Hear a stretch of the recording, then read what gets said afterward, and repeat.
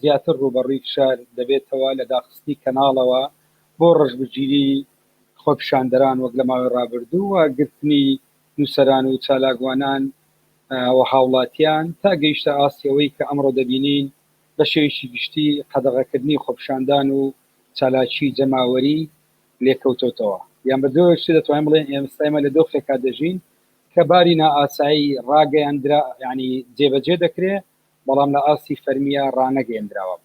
ئازادی میدیا و خۆپیشاندان ئێمە وەک دەبینین یعنی بەشێکە لە چوارچێوەی ئازادی ڕادەربڕین و خۆی لە جەوهرە میکانیزمێکە بۆ زەمانەتی بەشداری سیاسی و فکری و کللتوری و گەیاندنی بڕۆڕا لە هەمان کاتیشە کۆڵگەیەکی گرنگی دەسەبەرکردن و پاراستنی فرەیی پرۆرالیزمە و ئەمە ئێستا دەبینین ئەم دۆخە لە بەردەم ئەم بابەتە لە بەردەم هەڕەشەیەکی گرنگدایە هەر لەبەر ئەوەشە دەبینین لەبەر گرنگی ئەم بابەتە لە پەیماننامەی نێودەوڵەتی مافە سیاسی و مەدەنیەکان وەکو مافێکی بنەڕەتی ناسێنراوە هەر بۆیە یعنی ئەم دەسەڵاتە بە هیچ حکوومەت و دەوڵەتێک نەدراوە کە بیدایان لێ بسەنێتەوە بەڵکو هەرچیانەوەیە تەنیا لە چوارچێوەی تەشریعاتی ناوەخۆیی ڕێکی بخەن بەگشتی لە هەولێر و لە دهۆک ئەم مافە بە تەواوی قەدەغە کراوە لە ناوچەکانی سلێمانی تا ئاستێک ڕێگا پێدراوە دواتر سەرکوت دەکرێت وەگەوەی بینیمان ئێستا دۆخی ئەوێ هەمان دۆخی شاری دهۆک و هەولێرە و لە ماوەی ڕابردوو دەیان خۆپیشاندان و چالاکوان ڕوبەڕووی زیندان و هەروە لێدان و دەستگاکانی ڕاگەیاندن ڕوبەڕووی داخستن و پێشەکاری گەورە بوونەوە و ئێستا چەندین کەس لەسەر بیرۆڕای سیاسی و بیرۆڕای ئازادی ڕادەربڕین و لەسەر مافی قسەکردن یان خۆپیشاندان لە زیندانەکانی هەرێمی کوردستاندا دەتوانین بەجێ لە جۆرەکان ئاماژە بۆ بکەین کە ئەم بارودۆخی ئێستا یعنی درێژکراوەی هەمان ئەم دۆخەیە کە لە ماوەی ڕابردوو لە چوارچێوەی یاساکان هەوڵی قەدەغەکردنی خۆپیشاندان و وەگۆڕینی لە ئاگاداریەوە بۆ مۆڵەت درا و دواتر بینیمان ئەمە گوازرایەوە بۆ ڕێنماییەکانی وەزارەتی ڕۆشنبیری و هەروەها دواتریش لە ئەرزی واقع بینیمان کە بارودۆخی خۆپیشاندانەکان چی بەسەردەهات ترس لە ئازادی لە چیدایە چی بکرێت دژ بە ڕێگریەکانی بەردەم ئازادی ڕادەبڕین چۆن داکۆچیکردن لە پرسی ئازادی ڕادەبڕین لە پرسێکی نخبەوی بکەین لە پرسێکی کۆمەلگایی و جەماوەری کاتێک ئازادی هەمووان دەکەوێتە بەردەم مەترسی تاسەن خۆڕێخستنی چالەگوانان و ڕۆژنامەنووسان و هاوڵاتیان بەگشتی لە چوارچێوەی تۆڕ و کاری هاوبەشی بێکەوەی ئەمڕۆ بۆتە پێویستیی ژیاری گفتوگۆی تەوەری ئەم بەرنمەیە لەگەڵ هەریەک لە هاوڕێیان و ڕۆژنامەنووسان شوا محەممەد جەمال چەلکی مامۆستا کامیل مامۆستای زانکۆ کاکشوان و مامۆستا کامیل لە سلێمانیەوە لەگەڵمان دەبن سەیدا جەمال چەلکی لە دهۆکەوە بە خێراتنیان دەکەم و هەروەها پێش گفتوگۆکردن لەسەر ئەم بابەتە بە گرنگی دەزانم کە هەر لە درێژەی کاردانەوەکان دژ بە پێشەلکاریەکانی ئازادی ڕادەربڕین لە چەند ڕۆژی ڕابردوو نزیکەی 200 کەس لە ڕۆژنامەنووس و ڕۆشنبیر و هاوڵاتی و چالاکوانی سیاسی و چەند ڕێکخراوێکی شتیاندا بەیاننامەیەکیان بە ناونیشانی لەبارەی دیاردەی ڕەشبگیری و قەدەغەکردنی بیرۆڕای سیاسی بە زمانەکانی کوردی عەرەبی ئینگلیزی بۆ ڕای گشتی ڕاگەیاند زۆر بە کورتی دەقی بە پێویستی دەزانم دەقی بەیاننامەکە لێرە بخوێنمەوە دەڵێ لە دوای دەرکەوتنی زیاتری شکستی سیستەمی ئابووری و سیاسی هەرێم و زیانەکانی لەسەر هاوڵاتیان یاریمی کوردستان و هەڵکشانی بزوتنەوەی نەڕەزایەتی کۆمەڵایەتی گرتن و زیندانیکردنی هاوڵاتیان لەسەر دەربڕینی بیرۆڕا بە شێوەی ڕەشبگیری بۆتە دیاردا لەم ماوەیەدا سەدان هاوڵاتی لە سەرتاسەر یاریمی کوردستان تەنانەت لە دەرەوەی یاسا ناعادیلانەکانی خۆشیان دەستگیر کراون و دواتر کەیسی ساختیان بۆ دروستکراوە بۆی بەشداریکردیان لە خۆپیشاندان و دەربڕینی بیرۆڕای سیاسیان دوایین کەیس لە ڕێکەوتی 26 دوانزەی 2020 لە شاری هەولێر کە هاوڵاتی مازن جەمیلەیە قوتابی قۆناغی پێنجەمی کۆلیژی پزیشکیە لەلایەن بنکەی ئاسایشی نازناز بانگ دەکرێت و لەو کاتەوە بێسەرشوێنە بەبێ ئەوەی کەسە نزیکەکانی بتوانن بیبین و تەنانەت پارێزەریشی نییە وەک کەیس و بۆ کەس و کارەکەیان ئەمەیان پشتڕاست کردوێتەوە لە درێژەی بەیاننامەکە ئاماژە بەوە دەکا ئەوە لە کاتێکدایە تا بە ئێستا چارەنووسی بەدەل بەرواری و شێروان شێروانی و دەیانی تر کە ناسراو نین لە سنووری هەولێر و سلێمانی لە ڕانیا لە دهۆک لە منتیقەی بادینان ڕوبەڕووی دەستگیرکردن بوونەتەوە و هەندێک لەو ناوانەی باسم کرد زیاتر لە 2 مانگ تا 3 مانگە دەژیر کراون. ئێمە بەڕای گشتی ناوخۆی و جیانی ولانە پەیوەنددارەکانی ڕادەگەێنن سەرڕای سەپاندنی سیاسەتی بەرچیکردن و هەڵکشانی نادادپەروەری و بێکاری و نەبوونی هیچ زەمانەت و بیمەیەکی کۆمەڵایەتی و تەندروستی هیچ نەفەسێک بۆ ئازادی ڕادەبڕین و مافی خۆپشاندان و چالاکی جەماوەری و فرەیی سیاسیش نەهێڵدراوەتەوە. ئێمە لەوانەی لە خوارەوە ڕواژومان کردووە داوا دەکەین بە زووتری کە جیراوەکان ئازاد بکرێنەوە و پێشێرکاری و دەستدرێژانەی بەشێک لە هێزانیەکان ڕابژگیرێت و چیتر ڕێگە نەدرێت لایەن حزبە دەسەڵاتدارەکانەوە بەکار بێندرێن بۆ شکاندنی شکۆی هاوڵاتیان و ڕێگری لە ئازادیەکان لە پێناو درێژەدان و شاردنەوەی ئەزمموی شخصخواردووی ئیتیلافی حکومڕان هاوکات لە پێناودا کۆچیکردن لە ئازادی دەربڕین و مافە سیاسی و ئابوووریەکان و پاراستنی سەلامەتی گیانی هاوڵاتیان بە تایبەتی ئەوانەی ڕوبەڕووی گرتن و ئەشکەدەدان و تۆمەت دروستکردن دەبنەوە بانگەوازی پێکێنانی تۆڕێکی فراوانی هاوبەش لە ناو دەرەوەی هەرێمی کوردستان دەکەین واتە ئەم کەمپینە داوا دەکا هەر کەسێک دەیەوێت بەشدا بێت لەم تۆڕەوە بەشە ڕاستەخۆ پەیوەندی پێوە بکاتن. لە کۆتایی بەیاننامەکەش ناوی دووسەران و ڕۆژنامە نووسان و ئەم کەسانی تێدایە کە واژووی بەیاننامەکەیان کردووە. جاریشتر سڵاوتان لەبێ هاوڕێیان کاکشوان لە جەنابتەوە دەست پێ بکەم پرسیارەکەەوە ئەوە بکەم دۆخی هەرێمی کوردستان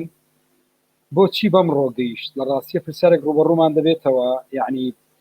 من پێمان لەوە دەرچووە کە ئێمە شەرحی ئەوە بکەین لە شوێ ئینتیهاکەیە و جۆری ئینتیهاکەیە من پێم وایە سەرڕەنگە سوالەکە بەم ئاستە بێتن کە بۆچی دۆخەکە بەمەی ئێستا گەیشت لە کاتێکە باز لەوە دەکرا هەرێمی کوردستان لە قۆناغی ئینتیقالیە و هەرێمی کوردستان بەرەو دیموکراسی هەنگاو دەنێ بەڵام داتایەکان پێمان دەڵێن کە ڕۆژ بە ڕۆژ پێشێرکاریەکان لە هەڵکشاندایە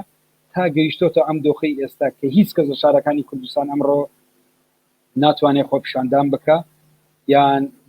کە کاتێک دەنووسێ و چالاکی سیاسیەکە هەز بە ترس و هەز بە نیگەرانی نەکاتن. تێگەشتی جەنابتان لەمبارەیەوە ئەگەر دەنگەکەت بکەیتەوە هاوڕێشوان میوتە. ئەم کاتتان باش سوپاسی ئێوە کەمە هەروە ڕێزی تایبەتیم بۆ دوو هاوڕێ خۆشەویستە هەیە و هەروە سوپاسی ئەو براداناکەم کە بینەرمانە بن ئەو هاوڕێیانای تر ئافرەت بن یا پیاو ئەزانی هاوڕێ ئەگەر ئەم بابەتە چەند جارێکی قسەی لەسەر کراوە ئەمە پەیوەندی هەیە بە تەسەوری من بە پێشکەوتنێکی ژیانی حیزبایەتی لە کوردستانە بەڕوە خراپەکەیە ئەمە بەو مانایی کە ئەگەر ئێمە سیرگەین لە چەند ساڵی ڕابردووە لە سەردەمی بڵین حکومڕانی مەسعود بەرزانی و جەلال تاڵەبانیە ئەتوانین ئێستا ئێمە کە گەیشتونێت ئەم ئاستا بڵین ئەو قۆناغێکی تاوا جیاواز بوو لە ئێستا و ئێستا ئێمە لە قۆناغینەوەی دووەمی بەرزانی و تاڵەبانیەکان ئاژین کە قۆناغێکی تا ڕادەیەکی زۆر مەترسیدارە. ئەم دۆخە بەرەنجامی کەڵەکەبوونی دوو ڕەگەزی گرنگە یەکێکیان مەسەلەی سەرمایەیە کە لە دەستی نەوەی دووەمی بارزانی و تاڵەبانیەکانە گرت بووەتەوە و ڕەگەزی دووەمیشیان کەڵەکەبوونی هێزە لە دەستی هێزە بەڵێ لە دەستی ئەم دوو نەوەیە لە بەرزانی تاڵەبانیەکان و لەنێو ئەویشانە دەستی چەند کەسێکیانە یعنی ئەو کەڵەکەبوونە ئێستای بینین بەشێکی زۆری لە دەستی بڵین مەسرور بەرزانیەکە ئەم سەرۆکی حکوومەتە و تا ئێستا شەر خۆی بەرپرسی دەستگای بڵین ڕاوێژکاری ئەنجومەنی ئاسایشی هەرێمە و هەروەها لەمدا شەوانە لە دەستی هەردوو هاوسەرۆکی چێتیا بە تایبەتی لاهوری شێخزەنجیا کۆبەتەوانێ کامانە پێشەوەی هەر پێشەوەی کەسێکی سیاسی من کەسێکی ئەمنین و بە تەجروبەی گەلانی ئەم ناوچەیەش ئەم کەسامنیانە کە دەسەڵاتیان گرتوۆتە بەدەست و لەوانەیە لەسەر ئاستی جیانی شەنە تەجاریبی وامان هەبێ ئازادیەکان ئازادی ڕۆژنامەگەری ئازادی بیرروڕا ئازادی خۆپیشاندان و ناڕازایەتی دەربڕین بەرەو ئاستەنگ و بەرەو بەرتەسکردنەوەی ئەو مەودای ڕۆشتووە کوردستانیش بەو دۆخات هەیە پەڕێوە کە من بە تەسەوری من دۆخێکی خەتەرە و ئێستا ئەمانە لە ترۆکی دەسەڵاتان من قەناعەتم وایە ئێستا و دەسەڵاتی لای مەسعود بەرزانی هەیە هەم لە ڕووی مؤسساتی حکوومەتەوە هەم لە ڕووی مؤسساتی ئەمنیوانەیە ئەوەی لای لاهوری شێخزەنجیش هەیە کە ئەوەی لە سلێمانیش حکوومەتێکی قوڵە بەڕاستی حیزب حکومڕانە و ژنا مؤسساتی حکومی هەر کۆمپارسێکن بۆ حکومڕانی ئەم ناوچانش ئەمانە بەرپرسن لە ورد و درشتی هەموو بابەتە سیاسی و میدیایی و ئابووری و ئەمنیەکانی ئەم ناوچانە و ئەمانە حیزبۆکراتێکن بەسەر دەسەڵاتی هەرێمەوانێ دەسەڵاتە دامەزراوەکانی هەرێمەوانێ و دۆخی ئەم کوردستانە بەم ئاستەگەیانەوە کە گەیاندویانەوە من قەناعەتیشم وایە چ لە وردەوردە ئەم دوو ستراکتۆرە چونکە دوو ستراکتۆری بنەماڵەیین هەردوو حیزبەکە و لە نێویشانە ئێستا ئەوەی باڵادەستە خەڵکانێکی ئەمنین ئەم دوو ستراکتۆرە استراتیجیانیەکە لەوانەیە جیاواز بن لە هەنێ وردەکاری بچووکە بەڵام استراتیجیانیەکە و ئەوەی لە هەولێر و دووە ڕوویاوە دوێنێ و پێرێس بێنش پێشبینی کە لە سلێمانی ڕووبە بەڵام ئەوەی کێسە لە سلێمانی بەو شێوە توینە نییە هەرچەنە لە خۆپشاندانی ئەخیری سەرەتای مانگی ڕابردووی کۆتا مانگی ساڵی ڕابردوودا تقریبا ئەو جیاوازە زۆر کەم بۆتەوانێت لێرەش ڕۆژ بگیرە بوو لێرەش میدیا ڕاجرا لێرەش ڕۆژنامە نووس گیرا لێرەش خەڵکیی زۆر جیران و خەڵک کوژراوە مقڕا سوتاوە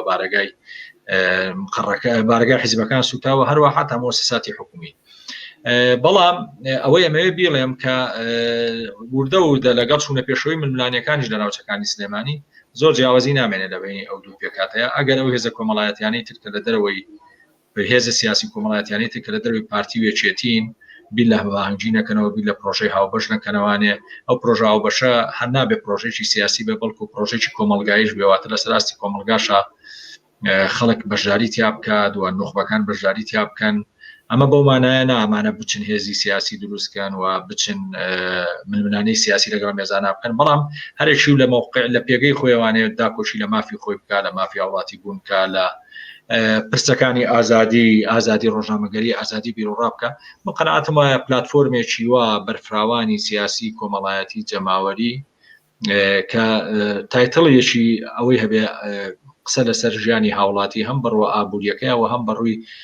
دەستەبەرکردنی ئازادیا بکە ئەوە ڕەنگە بێ بە بەشێ لە چارەسەر بەڵام ئەمە شاکرێتە ململانیشی گەورەوە لەگەڵ ئەو دوو هێزا چونکە ئەو دوو هێزە هەردوو هێزی ڕوود نین لە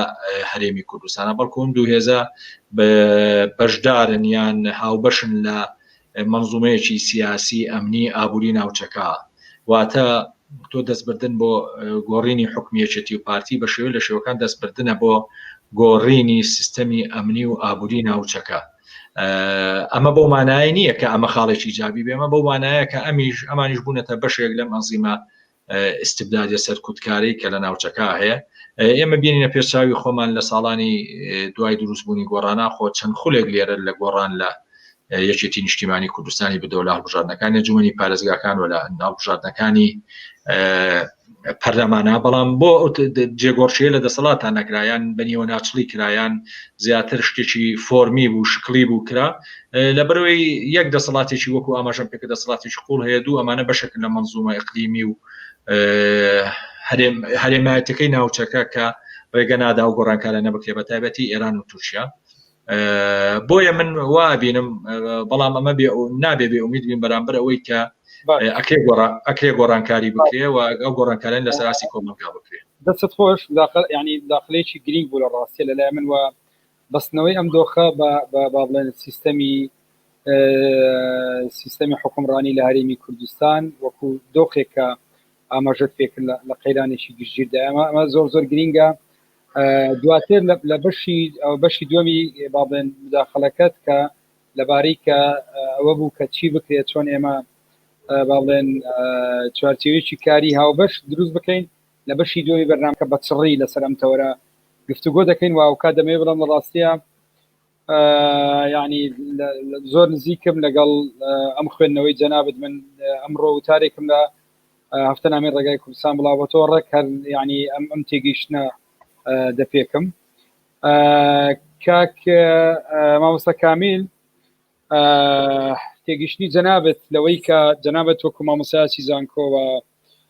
شارەزا لە بواری ڕاگەیاندن لە جامعی سلێمانی مامۆستا دۆخی ئازادی ڕادەبڕین ئێمە ئەم دۆخە تا چەند علاقەی بە بابەتی باڵێن ئیشکالێتی حکومڕانیەوە هەیە و قەیرانی سیستەمی حکومڕانی هەرێمی کوردستانەوەیە وەکەوەی کاک شوان ئاماژەی پێکرد.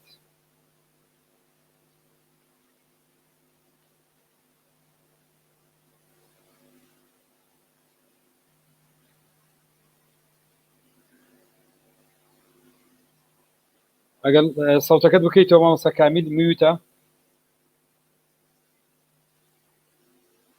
بەڵێ ئەمە جارشکە میوت بۆ ینی داخرایەوە جارێکی تر.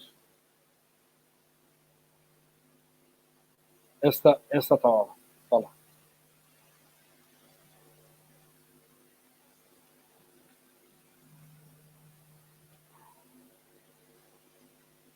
مامۆستا کامیل جارێکی تر ئێستا باش.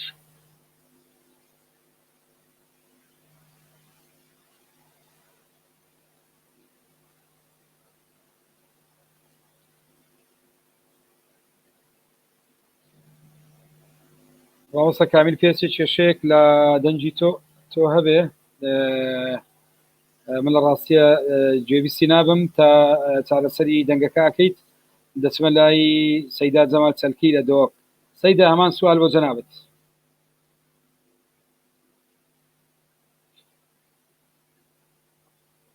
میوتەکەش بکەرەوە سەیدا.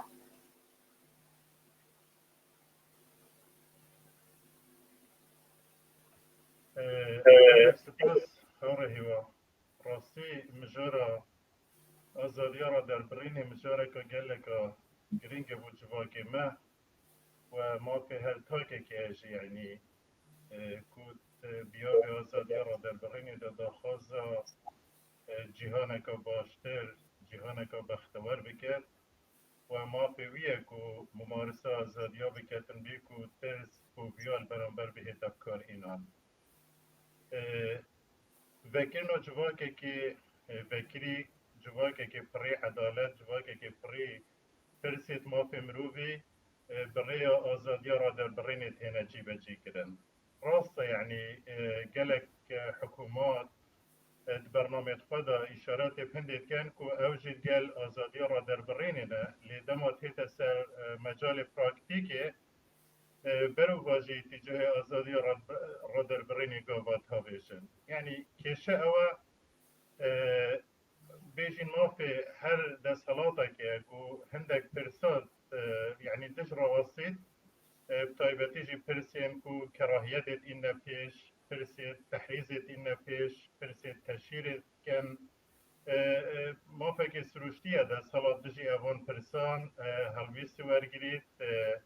ریکل اوان بزاوان بگریدن لیکیش از سرکی اول که دستلاتت فاسد دستلاتت گندل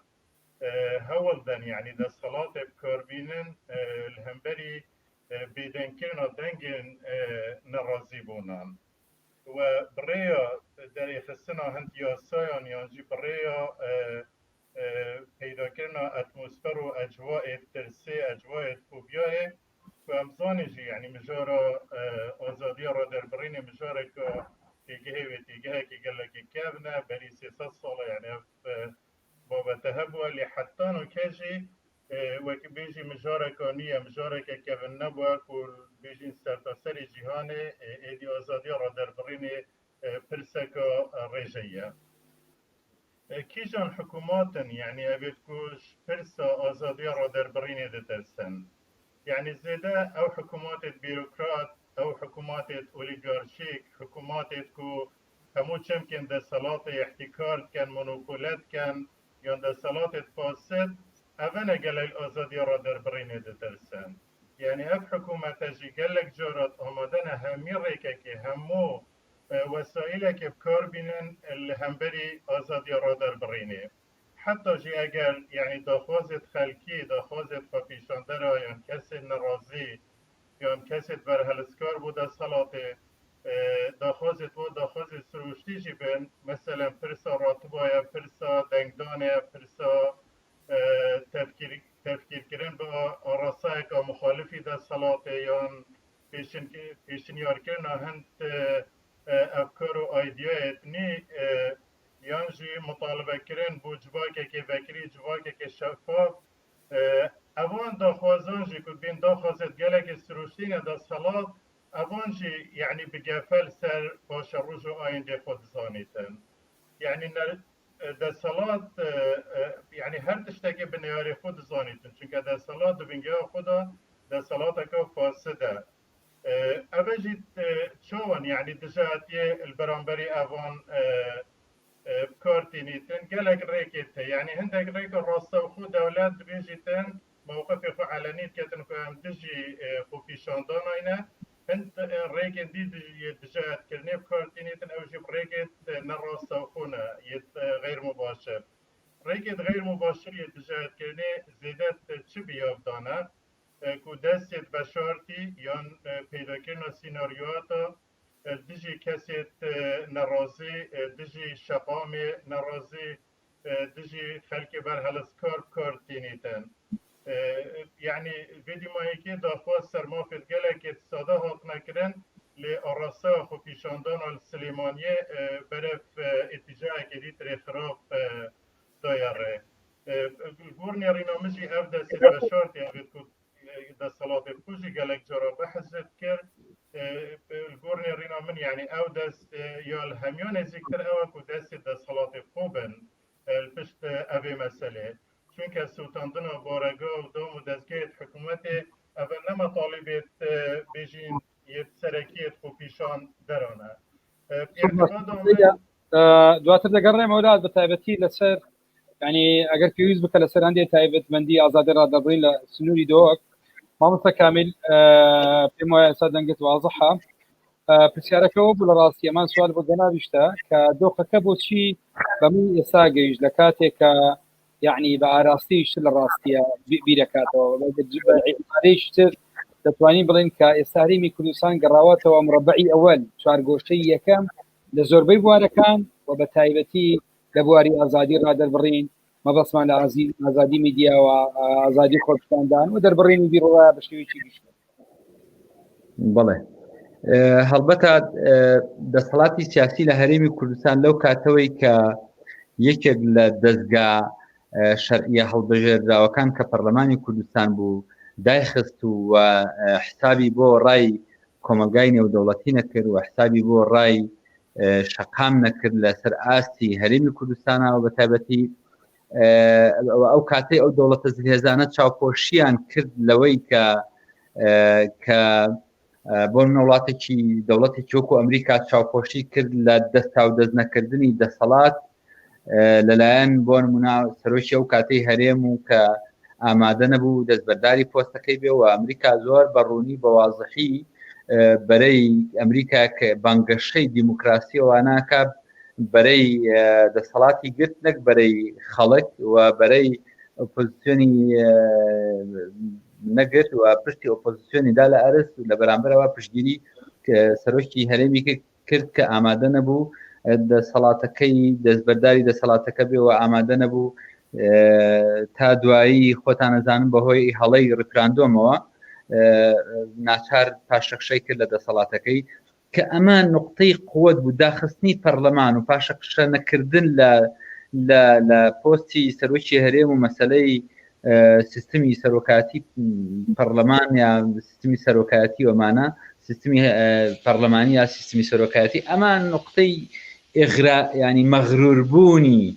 دەسەڵاتی سیاسی بوو لە هەرێمی کوردستانە نقطەیەکی زۆر ڕوونی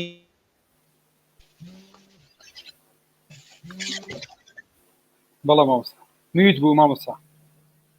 لەگەڵ دەنگەکە میوت بوو مامۆستاکانی لای منەوەنی نقطەی سیاسی نقطەی ئەساسی ئغرار مەغروربوونی دەسەڵاتی سیاسی لە هەرێمی کوردستانە تەسیری هەبوو لە پاشەخشە پێکردنی ئەوەی کە پێوتێ ئازادی ڕادەربرین و حساب نەکردن بۆ هیچ ڕایەکی میدیا و ڕای ئازادی خوازان ڕۆژنامە نووسان و هەموو ئەو گروپ و یەکانەی کە لە کۆمەلگایە هەن و قۆناغێکی تریش یاخود بڵێن نقطەیەکی تریش پاشەخشەی ئۆپۆزیسیۆنی سیاسی بوو لە هەرێمی کوردستان ینی بەڕاستی ئێمە بمانەوێ نەمانەوێ کاتێک کە ئۆپۆزیسیۆنی سیاسی لە هەرێمی کوردستان لاوازە بێ ئازادی ڕادەربڕینیش پاشەکشاکە. ئۆپۆزیسیۆنی سیاسی لە هەرێمی کوردستان کە لاوازە بێ و کە بەشێک لە ئۆپۆزیسیۆن دەبێتە بەشێک لە دەسەڵات و دواتر پاشەکشە لە هەموو ئەو بانگەشانەی کە پێشتر دەیکرد بۆ پشتیوانی ئازادی ڕادەربڕین کاتێک کە پاشەکشاکە بەڵێ دەسەڵاتی سیاسی ئەوەی تر مەغرورە بێ. ئەمە خاڵی دووەم. خاڵێکی تر خۆتان نزانن یەکێک لە کێشەکان لە هەرێمی کوردستان مەسەلەی دادگاکانە. دادگا و دادوەر لە هەرێمی کوردستانت بوونەتە وەسیلەیەکی گرنگ ئێستا بەدەست ئەشخاصی سیاسی و بەدەست هێزە سیاسیەکانەوە. ئێستا تقریبا هیچ هەناسەیەکی ئەوتۆ لە ناوەن دادگاکانە نەماوە. زۆر کەم دادگاکان پشتیوانی ئەوەی کە پێوتی ئازادی ڕادەربڕین ئەوەی کە لە یاساکانی خۆیان هاتووە ئەو یاسایانەی کە خۆیان دایان ناوە. بۆیە ئەوە یەکێکی ترە لە نقطەکانی دروستبوونی ئەم دۆخە کە دادگاکان بەشێکن لە بەشێکی گرنگن لە وەسیلەی ناویشی دەنێت ینی شوناسویان تەسمیم دۆخە لای جەنابەت ینی چییە ئێستا ئەوی دەبینێ ینی بە جۆی لە ڕاستیە مافی دەربڕینی بیرۆڕا لە سەرتاسەری هەرێمی کوردستان ناوڵاتیان قەدەغەکراوە. طبعا بیانی خۆیان هەیە بۆ قەدەغەکردنامان بواری میدیا و ئازادی ڕادەربڕین ئیشدەکە دەبینین لە سەبارە دۆخێکایە چەندین ڕۆژنامە نووس و خۆپشاندەر تا بە ئێستا لە زیندانەکانن و بەشی زۆری لەمانە کەیچیان بۆ دروستەکرێ و لە هەڵەمیش دەزانین تارەنووسیان چی بوو کاکیوە شوناسەکە چییە لە تازەترین ڕیزبەندی بۆ مەسەلەی ئازادی بیرۆڕا لە دنیا لە 180 دەوڵەت هەرێمی کوردستان و عێراق لە 160 دەوڵەتان یعنی ئێمە لە 160 دەوڵەتان و چوینەتە ئەوەی پێوتێ ناوچەی ڕەش بازنەی ڕەش لە مەسەلەی ئازادی ڕادەربڕینە و ئەمە بەداخەوە خۆ دەسەڵاتی سیاسی لە هەرێمی کوردستان تا ئەم لەحزێش شانازی بەواکەن کە ئێمە ئازادی ڕادەربڕین لە هەرێمی کوردستانە. بەس تۆ سەری ئەو ڕقەمەکە لە 180 دەوڵەت 162 ئێمە 162 هەمینین یعنی 161 لە پێش ئێمەوەیە. بۆیە شوناسی ئەم قۆناغا شوناسی تەواو ینی تاریکبوونی ئەوەی پێڵێ مەسافەی ئازادی ڕادەربڕین لە هەرێمی کوردستان و زۆر بۆ زانیاریتان زۆر نزیک بووینەتەوە لە تەواو سووربوونی تر کام دەوڵەتەی کە ئیتر لەو پەڕی دیکتاتۆریەت و لەو پەڕی پێشێلکاری لەو پەڕی تیرۆرە بەرامبەر بە ڕۆژنامەنووسانی تر ئێمە تەواو ئەگەینەوە قۆناغە ینی زۆرمان نەماوە بەڕاستی بکەوینەوە بازنەیە. بۆیە شوناسەکە ئەوەیە کە زۆر وازەحە ئەوە بە ئەرقام و بە نەتیجە. زۆر باشە لە ڕاستیە ینی تەوەری زۆر گرنگ و ڕووجێنرا. من لەسەر دوو خاڵ ینی دەمەوێت تێگەشتنی خۆم دە. خاڵی یەکەم ئەوەی ینی هاوڕێشوە مامۆستا شوان باسی کرد سەبارەت بە کۆبنەوەی هێز و سەرمایە لە دەستی باڵێن لە بنەماڵە و سیستەمی ئۆلیگارچی لە کوردستانە. من پێم وایە ئەوەی لە کوردستانە هەیە ئەندێجار کە باز لە سیستەمی باڵێن حکومڕانی دەکرێتن ئێمە ئەوەی لە هەرێمی کوردستانە لە ڕاستیە هێز تەوازودی هەیە. کاتێ هێز تەوازودی هەبێ و جیاوازی زۆر هەیە دەبێ بیکەین لەمابینی کاتێک هێز بوونی دەبێ و لەگەر دەسەڵاتی دامەزراوەی یان دەسەڵاتێکە ئەوەی لە فۆرمی دەوڵەت و حکوومەتە خۆی ڕێک دەخات. ئەوەی لە کوردستان هەیە لە ڕاستیە یەکی لە ئەو کارەکانی کە دۆخەکە گەڕایەوە بۆ مربعی ئەویش ئامادەبوون و گەشەسەندنی ئەم فۆرمەی لە حکومڕانی کە هەم لەلایەکە سەرمایە لە بەردەستە و هەم لەلایەکە هێزی لە بەردەستە ئەم حکومداری لە ڕاستیە ئەمە لە دۆخی هەرێمی کوردستانە دەسەڵاتی هێز ئامادەیە کە مەبدە و دەسەڵاتی هێز ئامادە بوو لە ڕاستیە بێگومان هیچ مانایەک وەکۆی مامۆستا کامل باسی کرد بۆ مەسلەی دادگا و بۆ دامەزراوەکانی تر یان ئەوەی پێدەوترێ مەبدەئی فەسلی سوڵتات و دەسەڵات و تەنانەت ڕۆڵی پەرلەمانیش نامێنێتەوە. و خاڵی دوام بە بنبەستگەیشتنی سیستەمی ینی ئەم فۆرمە لە حکومداری لە هەرێمی کوردستانە پێم وایە هەموو ئاماژەکان یان هەموو ئەو پێوەرانی بۆ پێوانەکردنی دەسەڵاتێک کە 2000 بە دەسەڵاتی فاشیل ناو دەرەکە وەکۆی بەشێک لە وڵاتانی عەربی لەو ڕیزبەندەدان هەرێمی کوردستان لە نەبوونی دەسەڵاتی دامەزراوەی لە نەبوونی ئیستقراریەت لە هەڵکشانی پێشەلکاریەکان لەسەر مافە سیاسی و مەدەنیەکان لەسەر مافە ئابووری کۆمەڵایەتیەکان هەموو ئەوانە بەرەوە دەڕوا لە ڕاستی ئەم دەسەڵاتە تەواو گەیشتووە بە بنبەست ئەگە دوێنێ تووشی قەیرانێک دەبوو بە جۆریشتر پینەی دەکرد ڕاستیە ئێستا بە تەواوی ناتوانێت هیچ چارەسەرێک بکاتن ئێوە سەیری گوتاری بەرپرسان بکەن لە ساڵی ڕابردووە باسی ئەویان دەکرد کە بەجۆ لە جۆرەکان ئەوان باسییان لە زۆرێک لە حکومڕانی باشە کرد باسییان لە نێشتنی پاشکەوتی موچە دەکرد باسییان لە جۆرێک لە چەمچی هاوڵاتی بوو نەکات ئێستا هەر ئەم جۆرە ئەوان ئێستا باسدەوە دەکەن ساڵی 2021 بە پێچەوانەوە لە هەموو ڕێکەوە خراپترە بێ ئەمەش هەموو دەخەنە ناو سەبەتەی با بڵێن حکوومەتی ئیتیحادی پێماوە پەیوەندی بە بەغاوەیە سەردەمانێکیش پێیانوا بۆ هەرێمی کوردستان لە قەیرانی داراییدا نەقەیرانی ئابووری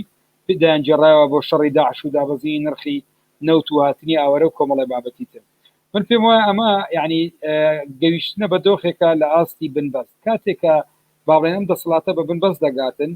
بێگومان کە پێشتر ئەگەر پراوێزێک بۆ مافە سیاسی و مەدەنیەکان یانەوە پێ دەوترێت پرۆلاریزمی سیاسی مابێتەوە لە ڕاستیە ئێستا ئەمەش نەماوەتەوە یعنی تا دوێنێ بۆ نمونە باسی ئەوە دەکرا کە بەشێک لەم خۆپشاندانە سەرکورد دەکرا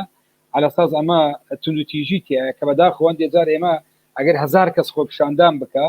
یعنی 99 کەس توندوتیژی نەکە یەک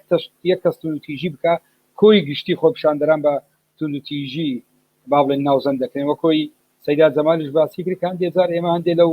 با بڵێن راپۆرتانی باسەکەن بەشێک لە دەسەڵات و ناکۆچی ناوباڵەکانی دەسەڵات دەستانی هەبووە لەو توندوتیژیانە بەداخەوە کاتێک کە دەگا بە بنبەست و ئێستا ئێمە لە مەرحەلەیەکین پێی وایە لە ڕێگای ئیجراعاتی ئەمنی و لێسەدنەوەی چۆن ئێمە ئەوەی پێ دەوترێت مافە ئابووری کۆمەڵایەتیەکان ئێستا ڕاستی موچەکە سەرەتایی تری مافی خەڵکە ئەوە دابین ناکە هەزارە خەڵک بێکارە سەری کێشاوە بۆی ئەمانە بێدەنگ بکە پێی وایە بە ئیجراعاتی ئەمنی وەکۆی ئێستا ڕۆژنامەنووسان دەگرێ خەڵک دەگرێ و ترسێکی زۆر بڵاوەکاتەوە ینی ئەم عقلیەتە لە دەسەڵاتداری کە پێی وایە لەگای ترسەوە لە ڕاستیە کارەساتە دایکی ئەم ئێوارەیە پێش بەرنامەکە ئەوڕێ من ڤیددیۆیەکی جەمیلە خاتو جەمیلەم بینی دایکی مازن کە خۆی بەرپرسی بەشی مەلەفی مافی مرۆڤ لە نەتەوە یەکگرتوەکان بەغێر مباشر باز لە کوڕەکەیەکە کە ڤیددیۆکی داگرتەوە باز لەوە دەکا کە چۆن بە دەردەسەری لە دێوە هاتووە و مناڵەکانی پێگەیاندووە بە باسی ئەوە دەکا کە باز لە دیدگای مازنەکە بە هیچ شێوەیەک ناچێ بەلای ئەوەوە کە مازن ئەمڕۆ دەستگیر کراوە و چەندی ڕۆژە دەستگیر کراوە کەس نەیبینیوە پارێزەریشی نییە یعنی مەبەستم لە چییە دۆخەکە گەیشتە ئاستێک ئەمەی کە لە مووقعیشە لە ڕاستی وەکو کە سوکارەکەشی دەستگیرەکرێ پێیان دەوترێ بۆتان نییە ڕای گشتی لەسەر ئاگادار بکەنەوە ئەگەرنا لە ڕاستیە وەزعی خراپترە بێ و لە کاتێکە نەپارێزەریشی هەبێ و نەکەسیش دەتوانێت بیبینی من پێم وایە ئەمە یعنی گەیشتنەتە دۆخێکە کە لە ڕاستیە یعنی پێیان وایە لە ڕێگای ترس و لە ڕێگای تۆقااندن و هەژمونی هێزەوە دەتوانن درێژە بەم مۆدلە لە حکومڕانی بێ من پێم وایە دەتوانن بڵێم ئێمە لە قۆناغێکینەوەی پێ دەوتێ قۆناغی بنبەست ئەگە تا دوێنێ لە ڕێگای با بڵێن جۆرێک لە ململانەی ساختی نەنێوان ئیتلافی حکومڕان تەرکیزی ئێمان بۆ شتی ترە برد و هەندێک زار پینەی جۆرا جۆریانەکە ئێستا گەیشتنەوە لە ڕاستی ناتوانن ئەو پینەیەش بکەن بەش یەکەمی بەرنامەکە چەند دقیقەیەکتر دەڕۆین بەرەو کۆتایی ڕوا دەگەڕێمەوە ئەم پرسیارە بۆ هەر سێکتارن لە ڕاستیە بۆچی ئەم فۆرمە لە کارکردنی با بڵێن ڕێکخراوەکان و ڕۆژنامە نووسان و ئەوەی پێ دەوترێ کۆمەلگای مەدەنی سندیکاکان و پارتەکانی ئۆپۆزیسیۆن نەیانتوانی لە ڕاستیە با بڵێن کاریگەری ینی بەم ئاسە بخەنەوە کە ئێمە نەڵێن هەرێمی کوردستان گەڕاوەتەوە مربعی ئەوەل واتە ئێمە سەمە بەواز لە شوناسی دەسەڵات و شەرحکردنی ئەم با بڵێن ئەم دۆخ ئەوەی ئەوان بهێنین قسە لەسەرەوە بکەین بۆچی ئێمەمانان و بۆچی کۆمەلگای مەدەنی و بۆچی هێزەکانی ئۆپۆزیسیۆن مامۆستایانی زانکۆ هەموو ئەو هەوڵانەی هەبوو لە ماوەی چەند ساڵی ڕابردوو نەیتوانی ئازادی ڕادەبرن بەرەو پێش بخە بەڵکو بەرەو دواوە چووە ئایا چەند ئەوەی دەسەڵات لەم دۆخە بەرپرسیارە سوالی جەوهری لەسەر شێوازی کار و بۆ تێکۆشانی ئێمەش بۆ ئازادیەکان دروست نەبووە. هاوڕۆشوان جەناب دەتوانێت وەڵام دەیتەوە، دواتریش مامۆستا و هاوڕێ جەمالیش ئەگەر میوتەکەش بکەیتەوە. ئەزانی ئەگەر ببورن ئێستا باشە بزانم ئەگەر سێرێکی ڕووداوەکانی چەند ساڵی ڕابردوو بکەین، من پێم وابێ بە شێوەیەک لە شێوەکان ئۆپۆزیسیۆن ئەو نەهجە پۆپۆلیستی هەیبوو کە ئێستاش بەشێکی هەرماوە لە ناو ئۆپۆزیسیۆنایەوە، بەشێکیشی لە ناو دەسەڵاتایە، قاچێکی لە ناو دەسەڵاتایە و قاچێکی لە ناو ئۆپۆزیسیۆنێکی پۆپۆلیستیایە. من پێم وابێ بەشێکی زۆری ئەوە پەیڕەوکردنی ئەو میتۆدە بوو کە هیچ ئۆتۆنۆمێکی بۆ نخبەکان نەهێشتوانێ، واتە هیچ ئۆتۆنۆمێکی بۆ نخبەی ڕۆشنبیران، ڕۆژنامەنووسان و نەرمەندان و ئەوان کۆمەلگای مەدەنی و هەموو چالاکوانانەی بوارەکانی تر نێشتەوە. ئەمە بەو مانایە دێت کە چیتر ئیشی ڕۆژنامەنووس، ئیشی ڕۆشنبیر، ئیشی چالاکوان، ئیشی ڕێکخراوەکانی کۆمەلگای مەدەنی نییە بەڕاستی دوای تیارێکی سیاسی بکەون، بەڵکو ئیشی ئەوانە کە کۆمەلگا بەهێزکەن. من پێم وابێ تەجوبەی پێشووی گۆڕان و ئەو هێزە ئۆپۆزیسیۆنەی تر ئەو ڕاستیمان پێڵێ کە ئیشی ڕۆشنبیر نییە، ئیشی چالاکوان نییە کە دوایم حیزبانەکە ئەوەنەی ئیشی ئەوە کە وەکو نخبەیەکی ئۆتۆنۆم ئیش لەسەر کۆمەلگا بکە. ئەکێ بە شێوەیە لە شێوەکان لە قۆناغەکانە بەرامیجی ئەم بڵین دوور مەڕۆ بەرامیجی ڕۆژنامەنووسێکە قسە لەسەر ئازادی میدیا، ئازادی ڕۆژنامەگەری، ئازادی زانیاری، ئازادی خۆ پیشاندان و ناڕەزایەتی ئەکات لەسەر مافی مرۆڤ قساکە، ئەکێ بەشێ لە بەرنامەی ئەمە لەگەڵ تەوژمێکی سیاسیە یەک بگرێ، بەڵام نابێ خۆی تەسلیم کە. تەجوبەی گۆڕان کە بە تەسەوری من بەشێکی زۆری ڕۆشنبیرانی قوتدا و نخبەی کۆمەلگای مەدەنی قوتدا تەجوبەیەکە کە پێویستە لە زیاتر لە وێزگەیەک لەسەری بۆسی کە ئەم تەجوبەیە بەڕاستی کۆمەلگای مەدەنی قوتدا لە کاتێکە دەرکەوت هەموو ئەو هێزانەی لە دوای ڕاپەڕینەوە تاقی کراونەتەوە، هەم لە هێزە نەتەوەیەکان، هەم لە چەپەکان، هەم لە ئیسلامیەکان، هەر هەمویان بە شێوە لە شێوەکان نایانتوانیوە کۆمەلگای مەدەنی کۆمەلگای کوردی لە دۆخێکەوانێ بجۆزنەوە بۆ دۆخێکیکە. بۆیە پرسیار ئێستا لەسەر ئەوەیە ئایا ئەم کۆمەلگای ئێمە تاکەی بدرێتە دەست ئەم تەوژمە سیاسیانە کە لە کاتێکا هەموو تەجوبەکان تاقی کراوەتەوە. بۆیە من بۆ خۆم قەنەعەتم وایە ئیشکردنی بەرپەرزدانەوەی ئەم دۆخە ئیشکردنێکی کۆمەلگایی ئەوە ئەبێ لە ژێرەوە بکرێنەوەکو لەسەرەوە. ئەوانەی هێزە سیاسەکان کردیان هەر لە 1992 تاوەکو دواتە تەجوبەی ئیسلامیەکان و تەجوبەی گۆڕان ئیشکردنێ و لەسەرەوەی کۆمەلگا. هەرێ دەرفەت دەم ماوەی پێشوە بە تەسەوری من ڕەخسا کە بۆ ئەم هێزانەی ئۆپۆزیسیۆن کە لەسەر ئاستی کۆمەلگای شکن، بەڵام جێگەی داخە لە ئاستی ئەو واقعە گەورەیان نەبوون کە ڕوویە، ینی خۆپیشاندانەکان و ناڕەزایەتەکان هەر لە دووەکەوە دەرسی پێ بکە بۆ زاخۆ و دواتر وەرەوە بۆ منتیقەکانی هەولێر و سلێمانی و گەرمیان و ڕاپەڕین. دەرفەتێکی باش بوو بۆ ئەم هێزانە لە بەردەم تاقیکردنەوەی گەورە بوون کە چۆن ئەم پرساکەن بە پرسێکی کۆمەلگایی و لە پرسێکی عەفەوی دەریەکەن، ئەوە بۆ مانای نا کۆنتڕۆلی بکەیت و سەیطەری بەسەرا بکەیت و وەکو گۆڕان لە ساڵی خۆپیشاندانەکانی شوباتی 2011 کردی، بۆ مانایە ئۆتۆنۆمی ئەمانەش بپارێزی، بەڵام دووریان خەیتەوە لە توندوتیژی وە بیکەی بە حرەکەیەکی بزوتنەوەیەکی جەماوەری بەرفراوان هەموو ئاسیێرێم گەڕ بگرێتەوانەوە ببێتە ئومێدێ بۆ گۆڕانکاری. جێگەی داخە ئەم دەرفەتەشە مێزانە هەند زۆریان متەفەڕیج بوون، سیرکەر بوون و ئەو کەوادرانی کە ئەسوون زۆریان سەرکەشی خۆیان بوو یاوە خود بەجددی نەبوون تایە. هەر بۆیە ئەم بزوتنەوەی چەند هەفتەی پێشوش بە شێو لە شێوەکان کۆتایی هات کە من قەنەعەتم وایە ئەم کۆتاییاتە کۆتایی هاتنێکی کاتیەوە سەر هەڵەیاتەوە. ئەوەی ئەمەوێ بڵێم ئێمە جێگەی داخە کە لە ناو هێزە سیاسەکانە چێ کۆمەڵە هێزگەلێکمان نییە بە شێو لە شێوەکان لە یەکەوە نزیک بن و قیادەی ئەو دۆخە بکەن لە ڕووی سیاسیوانێ و مافی ئۆتۆنۆمی نخبەکانیش بپارێزن و هی کۆمەلگاوی یا وڵاتی بەمانە و هێزێکیشمان نییە. یعنی ساڵانی 2009 2012 تا ڕادەی گۆڕان لە ڕووی سیاسی و حتا لە ڕووی جەماوەری شۆتوانی ئەمە بکە، ئیتر نەتیجەکەی چی بوو ئەوە شتێکی کە من پێشەمە تێبینیم لەسەر یا بەڵام ئێستا و هێزە نییە و هێزە غایبە و لە نەتیجە هەر گۆڕانکاریە بکرێت گۆڕانکاری لە سەر ڕاستە من و تۆ لەوانەیە خەمی کۆمەلگامانە بێ، بەڵام گۆڕانکاری لەسەر ئاسی سیاسیەک لێ گۆڕانکاریە چڕ و ئەوەی کە بەرجەستە و ئەبینێ لە بەردەسا. گۆڕانکاریەکەی ئاسی کۆمەلگا گۆڕانکاریشی دوورمەودایە کە بە تەسەوری من واجبی ئێمەمانانە واجبی و نخوانەیە کە ئیش لەسەر کۆمەلگا بکەن و کۆمەلگا بەهێزکەن و ئەوەی بواری تەوەری دووەم بهێڵینەوە ئەگەر لە ماوەی دقەک یان دقە و نیوێک مامۆستا کامل و سەیدا بەرەڤانیش جەمالیش تێگەشتنی خۆیان بخەنە ڕوو من دەمەوێت لە پەیوەست بە مامۆسەکانم لە هەر ئەمان سوال و لە پێشتری لێ بکەمەوە ئێمە لە کاتێکم دۆخە دەبینی یعنی با بڵێن ئێمە شتێکمانەیە لارێمی کوردستان بۆ نمونە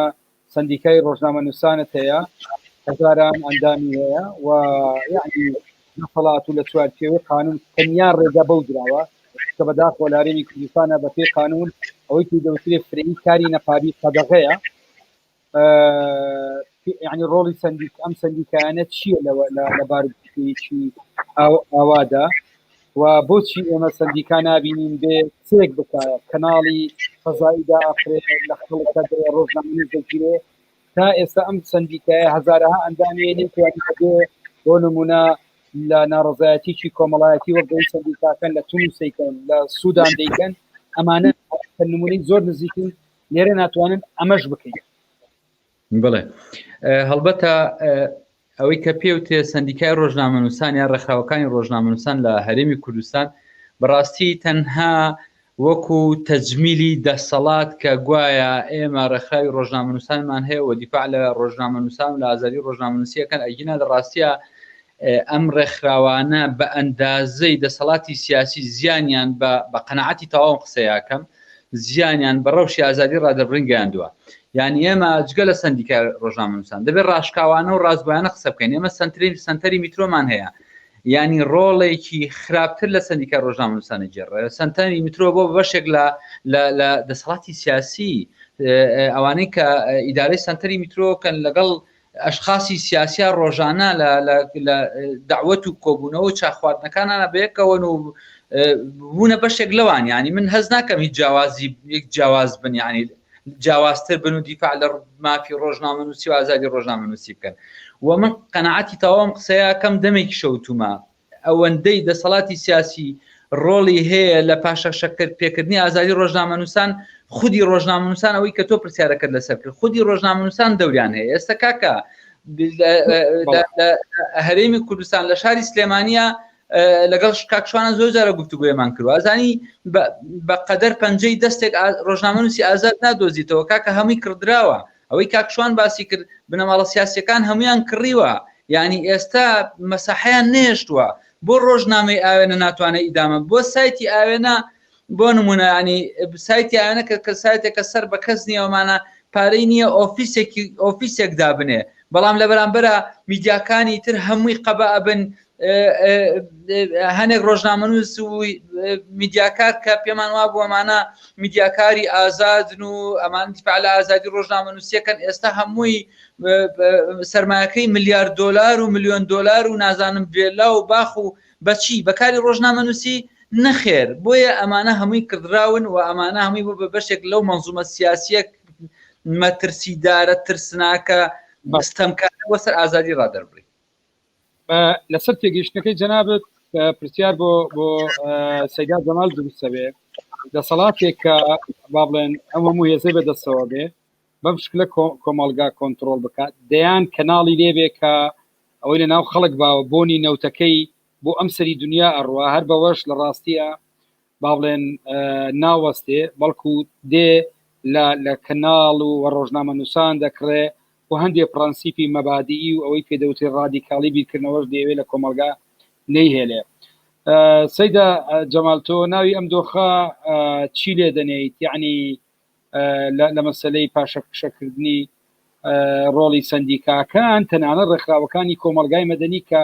تا بە ئێستا لە ڕاستی ئەوەی دەبینین گاپێکی گەورە لە مابینی ڕێکخراوەکان سندیکاکان و ئەو بزوتنەوە کۆمەڵایەتیە کە دیفاع لە ئازادیەکان و دیفاع لە هەمومانەکە بەستکە لەماوە یەک دقەیەک و دواتر ناو بڕێک وەرەگرین من دەمەوێت سەیدا جەمال هینێکیش بکەم خەڵکێکی زۆر لەسەر خەتە دەتوانن لە ڕاستیە بە نووسین کە بەداخۆ ڕەنگە ناتوانین بە ینی قسەکردن کۆمنت وەرگرین بە سوال و بە نووسین لەسەر لاپەڕەکانی کەناڵیەوە دەتوانن تێگەیشتنی خۆیان بدەن سوپاس بۆ دەستخۆشی و پاڵپشتیان کە بەشی زۆری مداخەڵەکان لەو چوارچێوەیە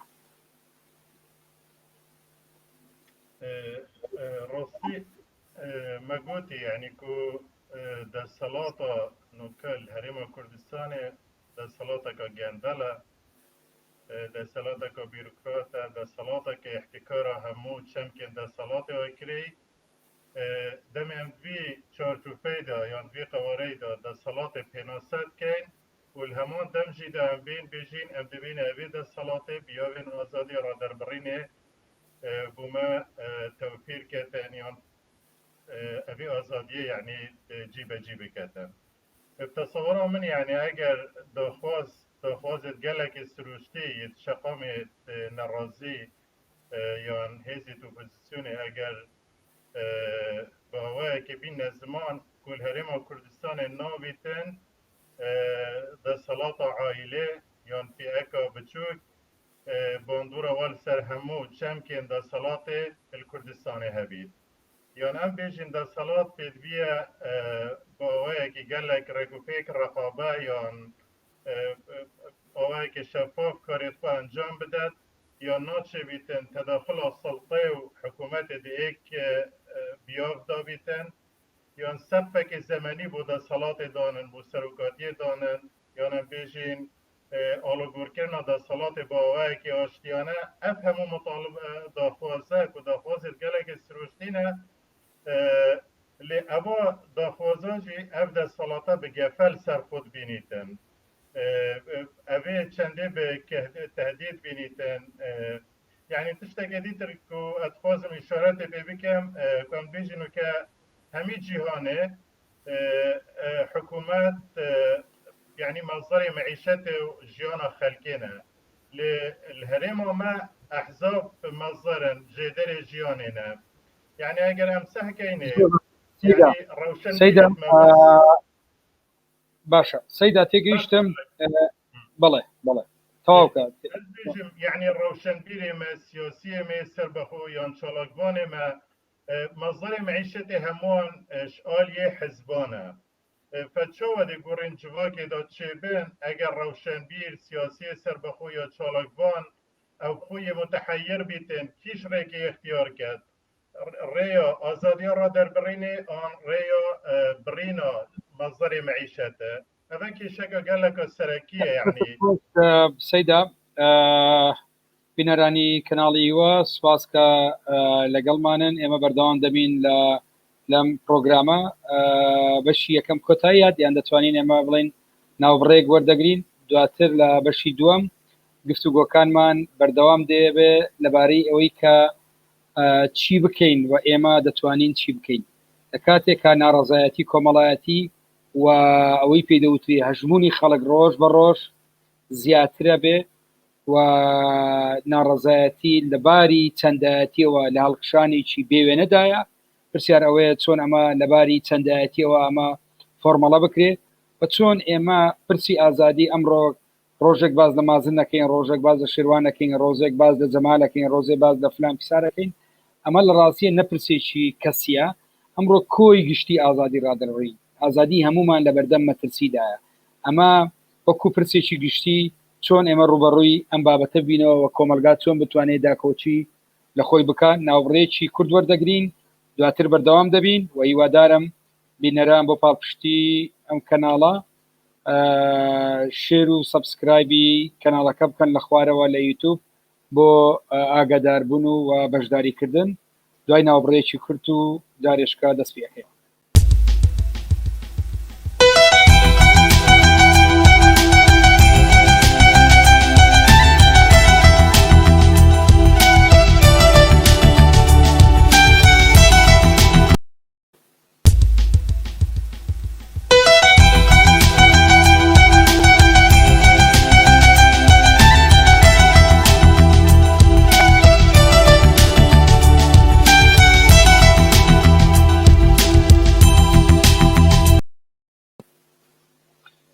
جارشتر سڵاوتان لەبێ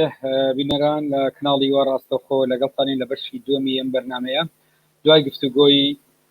هاوڕان هەریەک لە شوان مامۆستا کامیل جەمال چەلکی بەشی دووەمی گفتوگۆکەمان تەرکیز دەخێنە سەر ئەوەی کە چۆن کۆمەلگا چۆن ڕۆژنامە نووسان چۆن ئەوانەی کە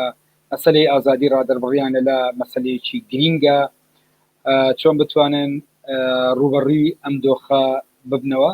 لە کاتێکە ئێمە دەبینین ڕۆژ بە ڕۆژ دەسەڵات بەهێزترە بێ و هەژمونی و دەسەڵات لە چنجی کەمینیکی کەمتر زیاتر کۆ دەبێتەوە و هاوکات بە خۆشحاڵیەوە ناڕەزایەتی کۆمەڵایەتی لەباری چەندایەتی ئێستا لە ڕاستی لە کوچە و کۆڵان و لە هەر مەجلیسێک و لە ناو پاس و لە گفتوگۆی تۆڕە کۆمەڵایەتیەکانەوە بگرە تا دەگاتە هەر شوێنێک کە ئێمە بیری دەکەینەوە ناڕەزایەتی هەیە و خەڵک ناڕازیە لەم فۆرما لە با بڵێن دەسەڵاتدارێتی بەجێ لە جۆرەکان دەتوانین بڵێن ئەو یعنی ئەو ڕیاڵی کە دەسەڵات لەگە خەڵکەیەتی ڕۆژ لە دوای ڕۆژ ئەم ڕیاڵە ڕوبەڕووی پچران دەبێتەوە بەس بەداخەوە کۆی دەوترێ تا بە ئێستا ناڕەزایەتی کۆمەڵایەتی و ئەوانەی محتەمەن بە پاراستی مافەکانی مرۆڤ ناتوانیوە لە چوارچێوەی کاری خۆڕێخستن و کاری بێکەوەی ئەم ناڕەزایەتیە لەباری چۆنیایەتیەوە بگوازنەوە بۆ باری چەندایەتی بۆی کاریگەری هەبێ ئەم کاریگەریە لە ڕاستیە تا بە ئێستا ئێمە ناڕەزایەتیەکان لە ئاستی جۆرا جۆرە ئێمە لاریمی کوردستان دەبینین لە میدیاکار و ڕۆژنامەنووسانەوە بگرە بۆ هاوڵاتیشی با بڵێن هاوڵاتیشی سادا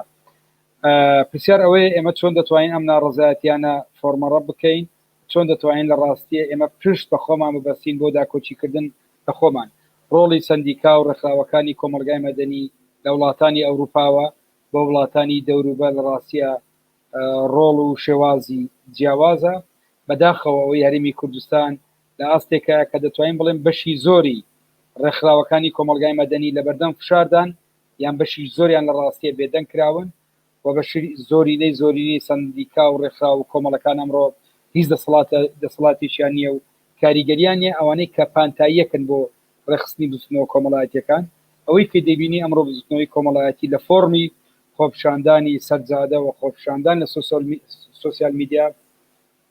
مانیفۆستی خۆی دەکاتن دەگەڕێم ئەولای ئەمجارە لە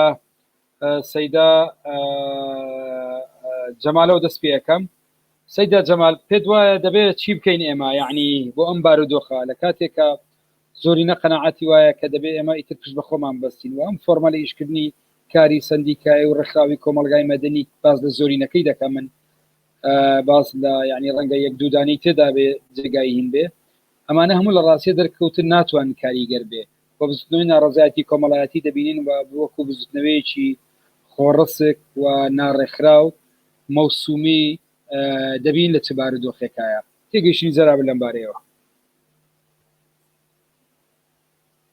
ڕاستی ئەو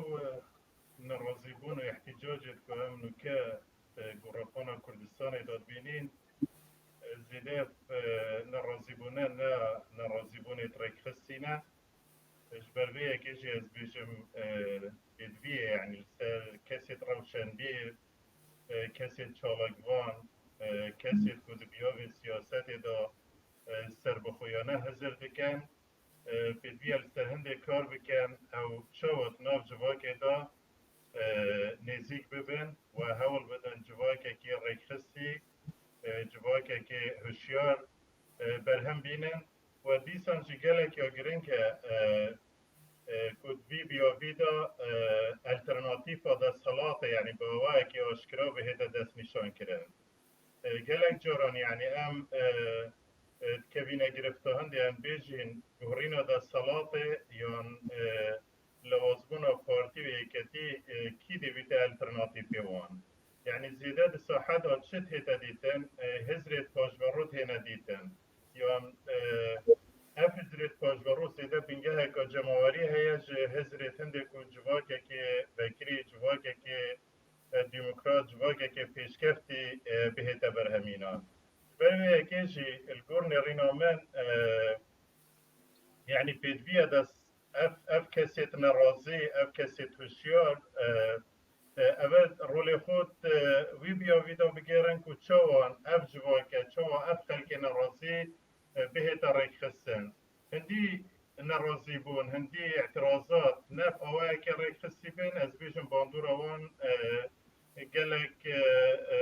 ser hindê nabêtin ku gorîn bibne encamê wê. Dîsan em bêjî ku desthilat yadxwenaxa xwe dîmayekê da û desthilatê îsbat kir desthilateka faşil e îdaredana hikmî da کێشە هەرە سەرەکی ئەوە ئەف کەسێت و چۆڵکبان یەکو هەندێک جۆران یعنی ئەم وەکووتکەینە پەهلەوان تایبەتیژی میدیا ئۆپۆزیسیۆنێدا یان بەرێ نەڕۆزیدا گورنێڕینا من ئەڤەژی یعنی شۆشیەکە دلیلی هەندێک و بوشایەکی گەلێکی مەزن یەنە ڕێکخستیە هەی یعنی ئەم کەسێت نەڕۆزیە کەسێت ئەم بێژینێک و چۆڵکبان و کەسێت کو ئەم بینین ئەکتیفن دگوڕۆپۆنە سیاسیدا لێگرت و ئەوان کەسان یەکێکە سەر ڕاستی ڕەنگە ئاسەوەیە ڕەوشنبیری ئاسەوەیە سیاسی ئاسەوەیە هەزری وێ قۆناغێدا نەبیتن کو ئەم بێژین دێشێن سەرکێشیان نەڕازیبوونان کەن یان دێشێن ئێعدادا بەدیلێکی دیترێ گونجایی بەدیلێکی پێشکەفتی کەین جگەلێک جۆران یعنی ئەم شۆشیە بۆ مەسەلاتێت گەهین ئەم هەندێک نۆبۆت دینین وتنۆبە ڕۆگە خودە ئەف نۆبە ئەو نۆڤێت کۆریگەرنینە دو جوواکێدا یعنی ئەگەر مە ببێتن یعنی جوواک بهێتە گوهارتن جوواک کەسێت نەخوێندەوار و کەسێت نەشارەزات بیاوێ سیاسەتێدا یان بیاوێ هزریدا جوواک ناهێتە گوهارتن ژبەر وەیەکێژی یعنی مە گەلێک جۆرە یعنی ئەم مبالغێت کەن یان مە نەبێتن ئەو لەوحە درست باش بخوێنین یعنی سەرکەتنە دەسەڵاتێت چ بیافدایە هەندێدا کو کەسێت ڕەوشنبیر کەسێت چاڵکبان کەسێت کوت ئالیە هزری داد باش هەموو بۆ ئالیە خۆیت ڕاکێشای و یەتێخەسیەت بن باندوڕ ئینسیاتۆفا خۆدا وەکی بێژی مەزەری معیشیت بووە مەزەری معیشەتە بووان دەسەڵات یعنی ئەم کەسێت کو شۆرەزا ئالیە فکری سیاسیدا ئەوە زێدەیە تاتیە بێدەنگ کرن هیچ کەس یعنی بێگەوێت بیەواجیهە هەندێک کەسێت بیەواجیهە و گەلێک جۆرە گومان کەوێتە سەروان یعنی ئەگەر مرۆڤ یعنی بە کۆڵینێکت بیاویژێدا بکەتن ئەف کەسێت کوت بیاویدا بوویە کۆرێکتەر یعنی بچین گەلێک جۆرە گومان سەر هەبوونە و ئەف کەسە دەبنگەوە خودە سەر بەدەستهەڵاتێنە زۆر باشە سەیدا دەگەڕێ مەولات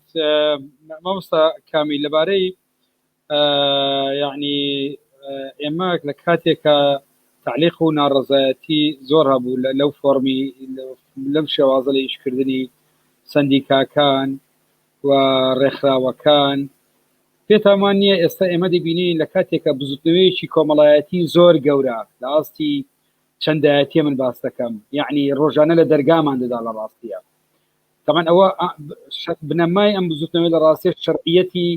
وەکو ڕەتفعلێک بەرامبەر ئەم جۆرە لە دەسەڵاتدارێتیە ئەو هێرشەی دەکرێتە سەر مافەکانی وەرگرتووە ئێمە یعنی دەتوانین بگەڕێن بە دوای فۆرمێکی تر لە کاری بێکەوەی بەناوەکەی وا لێ بنین وەکەوەی لە تۆڕەکە باس کراوە جەنابیشتانی چێکن لەوانەیە کە ئیمزاتان کردووە بانگاوازی ئەوە دەکەن کە کاری بێکەوەی بکەین و بۆ ڕوبەڕووبوونەوەی ئەم بارودۆخە بڵێ طبعا خۆتان نەزانن شتێک نەماوە بە ناوی متمانە لە نێوان خەڵک و حکوومەتە بە هەمان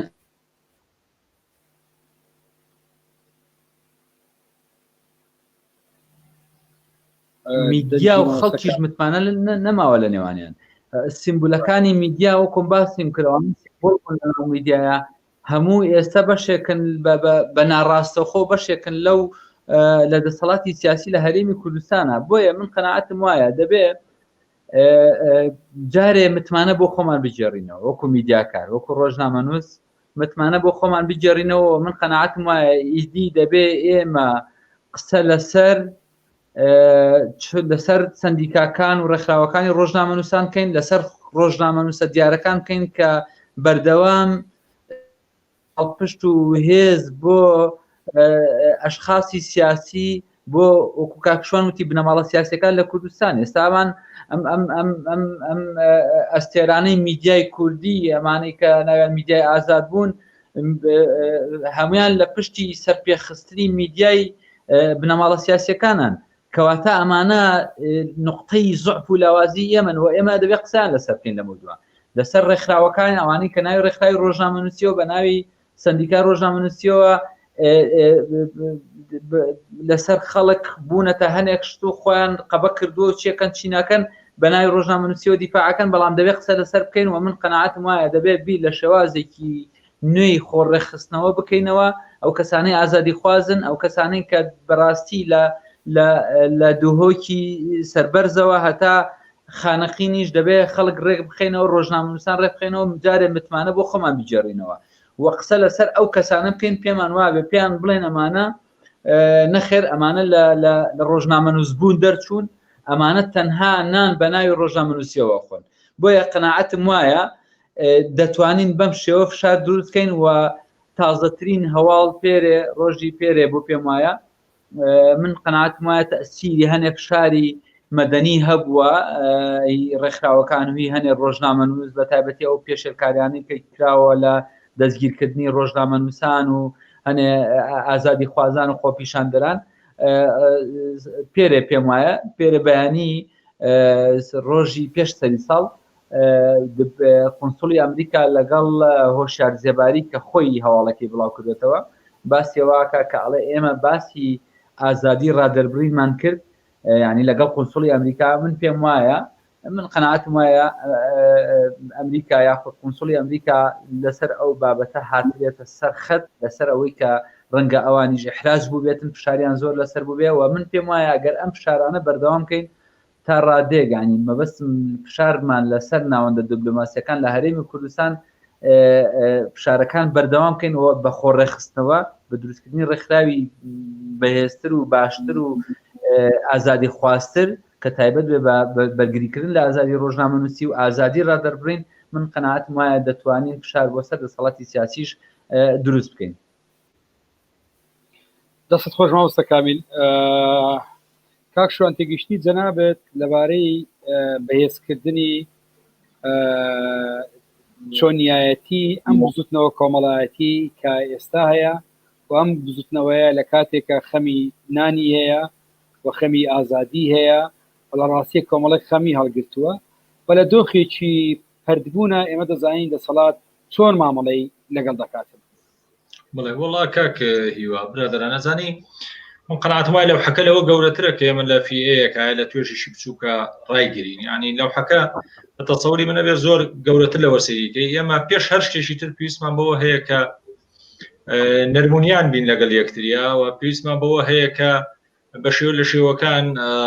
ڕەئی مقابل قبول بکەین ئەمە بەبەستمەوەیە کە لەناو حرەکە فراوانە و پێویستە شێوەی لە شێوەکانی جەمسەرگیری لەگەڵ یەکا بکرێت. ئێستا ئێمە تابلۆیەکمان هەیە مۆزاییکێکی زۆر جیاجیایە کە کەمترین کات پێکەوە توانن هەڵکەن کەمترین کات دەتوانین پێکەوە ئیش بکەن ئەمە سیمایەکی کۆمەلگای ئێمەیە کە سیمایکی زۆر خراپە لەم قۆناغاتیاژین یعنی ڕۆشنبیر لەگەڵێکا هەڵناکە ڕۆژنامەنووس لەگەڵێکا هەڵناکە سیاسەکان و هێزە سیاسەکانی ئەوەی ناو دەسەڵاتیش لەگەڵێکا هەڵناکەن جاوەی ئۆپۆزیسیۆنیش لەگەڵێکا هەڵناکەن ئێمە لێرە بە تەسەوری من جگەلەوەی کە ئێمە بیرکەینەوە کە سەقافەیەکی لێبوردەی سەقافێکی دیموکراسیمان هەبێت وە ئەمە بێتە خێمەی کۆکردنەوەی ئەو هێزانی کە لە دەرەوەی یەکێتی و پارتین و نهجی گۆڕانکاریش ئەبێ بە تەسەوری منە بێ نهجێکی ئاشتیانە بێ نهجێ نەبێ باقاری تونوتی ژیابمان با من بۆ خۆم قەناعەتم وایە ئەم حکومەتەی هەرێم هەیە ئەم دەسەڵات و کیانەی هەیە ئەگەر بە ئاشتیانە گۆڕانکاریتیان نەکرێ جارێک کە نابێتەوە بە دەسەڵاتی سیاسی لە هەرێمان نامێنێ چونکە نەک فاکتەری ناوخۆی هەردەوری هەبێت لە تێکدانیا بەڵکو فاکتەرە دەرەچیەکان دەوریانە بێ من قەناعەتم وایە ئێستا زەوئەکەیە کە ئەم دەسەڵاتە هەرێمەی کە من و تۆ 101 کتێبینیمان هەیە لەسەری لەلایەن تورکیا و ئێران و حتا شیعی عێراق هەنێکیان و حتا سونەکانی منتیقەکەەوە نەمێنێ و تابلۆکە گەورەتر ببینین و ئامەرێکی گەورەتر هەیە لەسەر کورد لە ناوچەکە هەم لە ڕۆژاوە دەسی پێ بکەم لە باکوور و دەسی پێ بکە وەرانی بۆ باشوور بەشێکی لە ڕۆژاوە جێبەجێ کرا لە ڕێی تورکیا و لە ڕێی مرتەزەقە و لە ڕێی تەواتوی ڕووسی و ئەمریکی لەگەڵ ئەو معادلە نێودەوڵەتی لە سووریا هەیە ئێستا ئەوە جۆزاوەتەوە بۆ کوردستان من قەناعەتم وایە پارتی یەکێتی خۆیان لەو مەسارایی شەکن کە وردە ئەم بزوتنەوەیە ئەم هەرێمە ئەم قوارێ لە ناو بچێت کە من بۆ خۆم دژیمی ها من لەگەڵ پارچەکردنی کوردستانە نیم و لەگەڵەوەم هەرێم قوارەیەکە کە بمێنێتەوە بەڵام ئیشی ئێمەمانانە کە ئەم هەرێمە چۆنە جۆزینەوە بۆ مەرحەلێکی باشتر کراوەتر دیموکراسیتر تا ئێستا هەموو هێزگە لە سیاسەکانی ناو ساحی سیاسی کوردستان فشلیان کردووە لەما ئەو شەڕی کە ئێستا ئەبرێتە بەغا بە تەسەوری من ئەگە زۆ وریای نەبی دەچێتە خانەی ئەوەی کە چۆن هەرێم تێک بدرێت ئەگە زۆ وریا نەبی مامەڵەکردن لەگەڵیان چونکە ئێمە نا بەغا سویدا نا تاران سویدا نا ئەنقەرە سویدا ئەمە بۆ ڕۆی ئێمە ئەو حرەکەی کە هەیە لە دەروی پارتی وێچێتی و گۆڕانەوانێ بەتصور منەبێ حرەکەیکی مەرین بێ و ئەمە کۆمەڵێن نخبەکان مادەم هێزی سیاسی نییە کە قیادەی بکایان هاوپەیمانەتێکی سیاسی نییە کە قیادەی بک بێ بیرکەیتەوە هاوپەیمانەتێکی سیاسی ئیجتیماعی نخبەوی دروست بکرێ بۆ قیادەکردنی ئەوە لەوانەیە ئەمەی ئێم من باسیەکەم هەر تەرەح بێزیاتە چونکە ئیشی من نییە ئەوە بکەم بەڕاستی ئیشی من کارێکی ڕۆژنامەنووسیە و لە چوارچێوەی ئازادی ڕۆژنامەگەری و ئازادی بیرڕا من لەو چوارچێوایی شەکەم بەڵام چارەسەرەکە بەشێکی ئەمەیە کە تۆ چۆن ئەم هێزانە هەر هەمووی کۆکەیتەوە بە شێوەیەکی مەرین و بەبێ نەفیکردنی یەکتری و بۆ بەرنامەیەکی کاتی کە گۆڕانکاری لەم دۆخا بکات ئێمە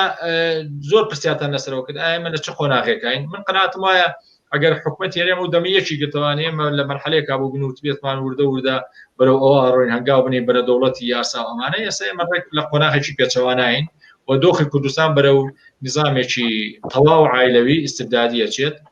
بۆیە ئەو هێزانەی کە ئێستا پەرتەوازن دەسەڵاتی بنەماڵەیی ئیسفادە لەوانەکات چەند لە یەکەوە نزیک بووانێ من قەناعەتم وایە دەسەڵاتی بنەماڵەیی لاوازە بێ بەرامبەریان و ئەوەی لە کوردستانی شاکرێ ئێستا شتێک نەماوە ناوی سیاست بێ ئەوەی لە کوردستان ئاکرێت خۆسەپاندن و کۆکردنەوەی ئابووریە بەڕاستی سیاست لە نەتیجا بە پێناسە بچووکەکەی بەڕێوەبردننی حکومڕانی و بێڕێوەبردننی خەڵکە کە ئەوە لە هەرێمان ناکرێت ئێستا سیاست ڕاستی بە شێوە لە شۆکان سیاست لە کوردستان ئەفلاسی کردووە بۆ مانایی کە هیچ بوونێکی ڕێخستنی کۆمەڵایەتی ڕێخستنی ئابووری ڕێخستنی سیاسی لەناو سیستەمی سیاسی هەرێمان نەماوە و ئەو دوونخۆی لە دەسەڵاتان ئەو ڕێفۆرمانەی لەژێر فشار و لەژێر فشاری جەماوەر و لەژێر فشاری میدیا شایکان ڕێفۆرمی شکلین ڕێفۆرمی سەرەکی لەناو ترۆپشی دەسەڵاتەوە کە لەناو کۆمپانیەکانی دەسەڵاتەوە کە لەناو دەستکێشانەوەی ئەم دوو هێزاکە لە بازاری ئابووری بازاری سیاسی بازاری میدیایی کە ئەمانەش ئامادە نین بیکەن بۆیە تابلۆکە ڕەشە بەڵام هێشتا ئەگەرێک ماوە بۆ چارەسەرکردن ئەگەر ئەو هێزانی دەروی ئەوان بتوان خوار ڕێخن بە شێوکی مەرین و دیموکراسی و بیرکەنەوە بە شێوکی ئاشیانە نظامە بگۆڕن چونکە دۆخی منطقەکە و دۆخی هەرێمیش لە دۆخێکی نالەبارایە کە هەموو بۆ هەموو گەلێ واڵایە دەست خۆش تەوەری گرنگی ڕۆژانە ڕاستیدا من پێم وایە ینی هەر یەک لەم تەوەرانە گفتوگۆی زۆر هەڵدەگرێت لەبارەی کە یعنی بەستنەوەی ئەم دۆخە بە نەهجی سیاسی و بە شێوازی دەسەڵاتدارێتی لە ڕاستیە ئەمە ڕاستەوە ئەگەرمانەیە بە دوای معالەجەش بگەڕێن من پێم وایە معالەجەکە دەبێ هەموو بیرکردنەوەکە ئەوە بێ لە داهاتوودا لە ڕاستیە لە دەرەوەی ئیتلافی حکومڕان بێەوە بە تایبەتی لە دەرەوەی پارتی و یەکێتی بێ من پێم وایە دوو هێزە لە دوای یعنی 30 ساڵ لە دەسەڵاتدارێتی ئەمانە لە ڕاستیە مانەوەی ئەوان لەسەر ئەم شێوازە لە قەیران و لە ئەزمەیە یعنی تۆ بیر بکەوە کاندێ خەڵک باز لە چارەسەریەکە بۆ نمونە ئێستا باز لە ئازادی ڕادەربڕی نەکەین بێتێگەیشتنی ئێوە ئەگەر خەڵک ئازاد بێ لە سەرتاسەری هەرێمی کوردستان پارتی وێچێتی دەتوانن بەردەوام بن لە بەردەم فشارەکانی خەڵک بۆ فشاری خەڵک بن پێم بە ئاستێک ئاگەشە دەکاتن ئەمان ناتوانن بەردەوام بن ئەگەر بەجێ لە جۆرەکان دەست دەکەن دڵی هەر بگرێن ئێستا ئەو لەم ڕۆژانەکە کەشفە بێ چەندە هزارە خەڵک لە بن دیوار موچە وەرەگرێ ڕۆژ بە دوای ڕۆژ بێگومان یعنی ئەوەی ئەوانی ڕاگرتووە نەمێژووی باشە لە ڕاستیە و نەفکرە نە ئیدارەیەکی باشە بەڵکو مانەوەیە لەسەر ئەم جۆرە لە احتیکارکردن بۆیە یعنی خۆ من پێم وایە هەموو بیرکردنەوەیەک لە چوارچێوەی کە بەداخەوە بەشی زۆری لاەنە سیاسەکان لە بەوانی کە هەندێکیشیان یان زۆرینەی ئەوانشی کە ئێستا لە مەرحەلەی ئۆپۆزیسیۆنان هێشتا خەریکی نەسیحەتکردنی پارتی وێچێتین کە دەبێ وا بکەن و وا نەکەن لە ڕاستی من پێم وایە دەبێت تێگەیشتن و تەسەوڕی ئێمە لە مەرحەلەی نەسیحەتکردنی دەسەڵات تێبپەڕێ سەر بچێشێ بۆ ئەوەی کە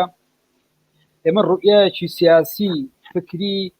ئابووری سیاسی فکری ڕۆنمان هەبێ بۆی تو چۆن لایانی کەمی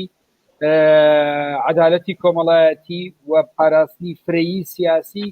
ڕاگرتنی چکۆی هاوڵاتی لە خۆ دەگرێت من پێم وایە ئەمە نابێت تەنیا لە مەسەلەی تەنیا لایانی ئابووری و مەسەلەی ڕۆژنامە نووسان بێ بەڵکو ئەمە تۆ سەری وەزعی بارودۆخی ژنان بکە و بارودۆخی خانشینان و چینوپێژەکان بکە ئەمە لە ڕاستی لە ئاستێکی زۆر یعنی دەبێت لە ئاستێکی زۆر فراوان بێت لە بەشتی دومی من پێم وایە ئەگەم ڕوئیە هەبوو تۆ لە ئێستاوە دەتوانی دەستنیشانی ئەو هێزانە بکەیت کە ئێوە بە زۆرێ لە جۆرەکان باسان کرد کە ئێمە دەتوانین ناویان لێ بنێن هێزی گۆڕانکاری کۆمەڵایەتی و هێزی گۆڕانکاری سیاسی یان ئەو بزوتنەوە کۆمەڵایەتی و ئەو کەسولایانانی کە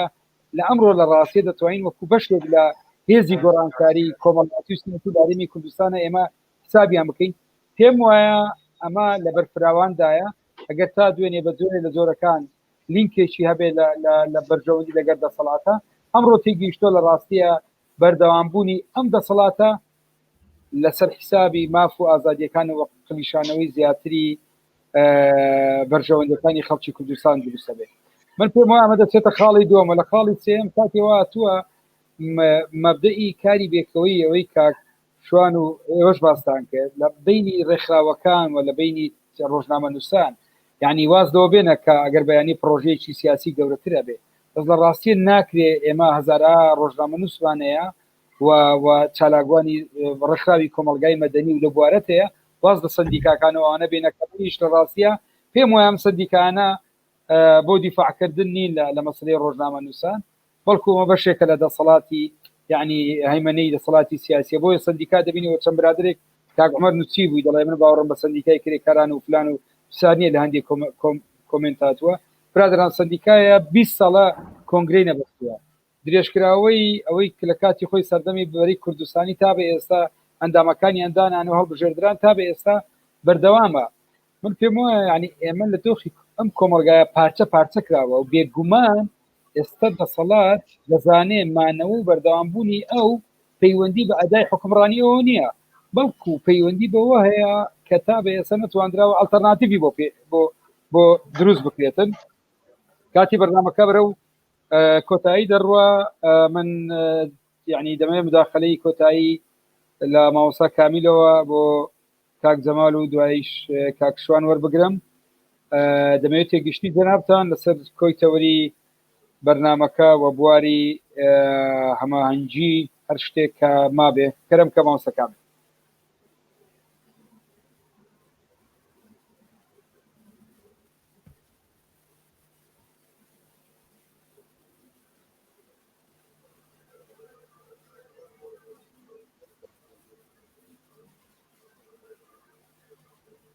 ماوەستا کامیل جۆ لە دەنگم بوو مایک بۆ جەنابتە ئەگەر میوتەکەش بکەیتەوە مایکە بکەیتەوە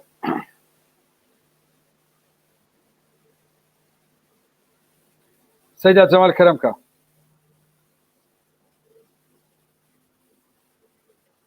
سپاس هەوڕێ ڕاستی ینی بەری هەر تشتێکی ینی پێگیە بزانین و ئەف قۆناغا گەلەکە هەستیارە قۆناغێکە حساسە ینی دوو ئالیاڤە ینی فشاری سەر دەسەڵاتی فشارە گەل فشارە جوواکێ و جوواک ینی ڕەوشەکە ئابووری یا گەلەکە سەخت دادژیتن ینی فشارە جوواکێ ئال سەر هەی دیسان ئالێگە دژی ینی فشارە بەغداژی یال سەر هەی و فشارە دەولەتێت ئەقلیمیژ یال سەر هەی وەکی هەوڕێشوانجی گوتی ینی نەها قۆناغێک ئەمێ قۆناغێکی دادژین و بێژین هەرێما کوردستانە یا مهددە يعني مانو نمانو ويات بر تهديد وجافيت جديدة چونك البغداد مروف هسبت كاتن كو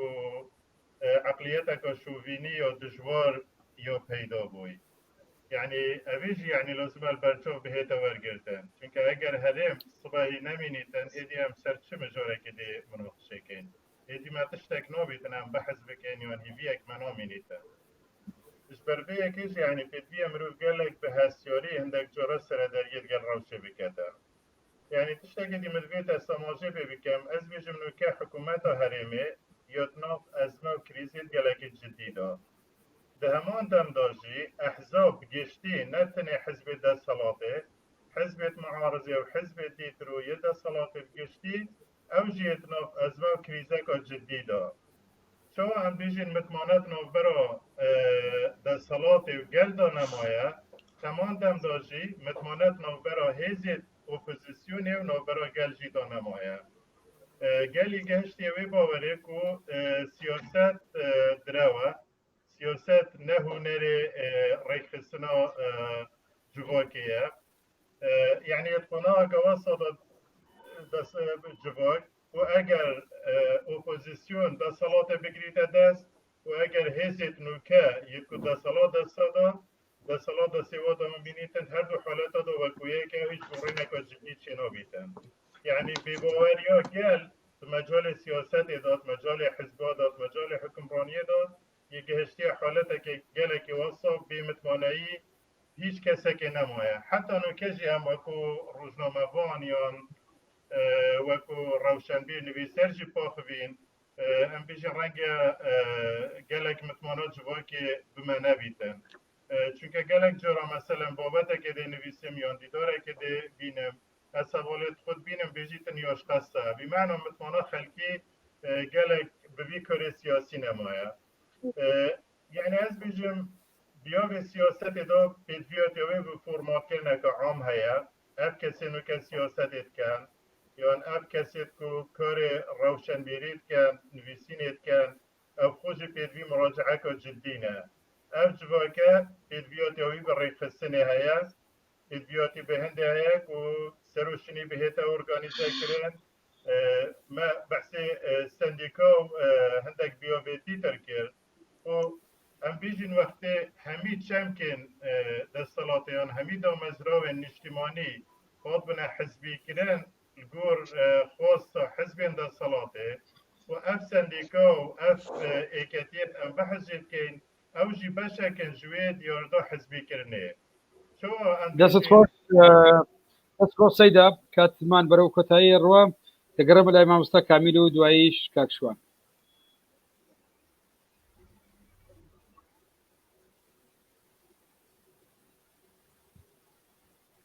ماوسا کامل بەڵێ بێشتر سوالەکەم بەو شێوازە کرد کە لە کۆی ئەم مداخلەیە لەبارەی یعنی ڕۆژی ئازادی ڕادەربڕین واڵکشانی ناڕەزایەتی کۆمەڵایەتی پەرەسەندی لەباری چەندایەتی و ئەو تێبینانی هەیە بۆ چۆنێتی ڕێخستنی ینی ئەمە وەکو مداخلەیەکی کراوە دەوێت بەنابێت بەڵێ پرسیارەکە چی بوو کات پرسیارەکەم ئەوە بوو کە لەوا بارودۆخێکە ینی ئەم ینی پەرەسەندی ناڕەزایەتیەکان لە ئاستی ینی لە ئاستی چەندایەتیە و قسەکردن لەبارەی چۆنێتە ڕووی بەدیل چ لە ئاستی سیاسیە لە ئاستە گشتێکە و لە ئاستی ینی بینی چین و توێژەکان دوا کۆمنت دەگەن ئەم بارەیەوە مابێ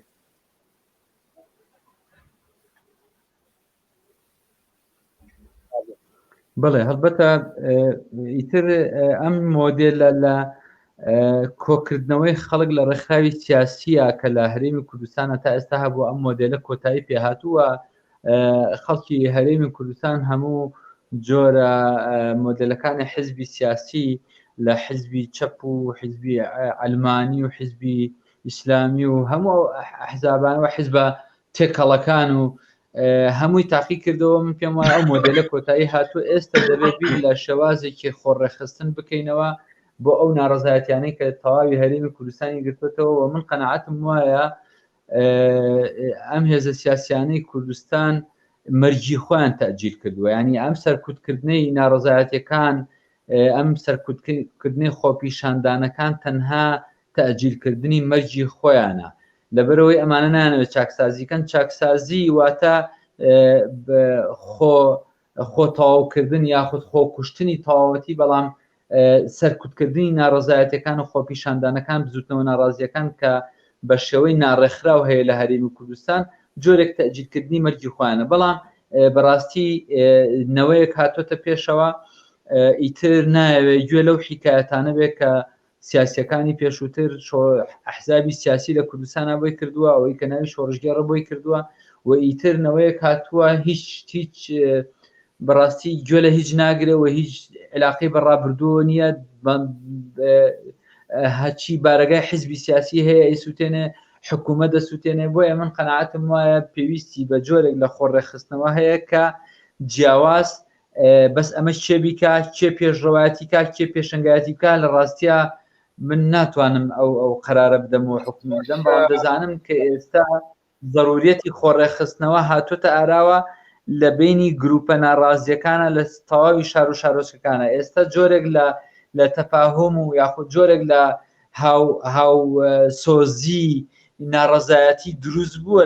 لە نێوان گروپەکانە بەس ڕێخستنەوەیان چێبیکە چێ پێشڕەوەتیکە ئەمە پرسیارێکی جدیەوە بەشێکی زۆر کێشەکانی ئێمە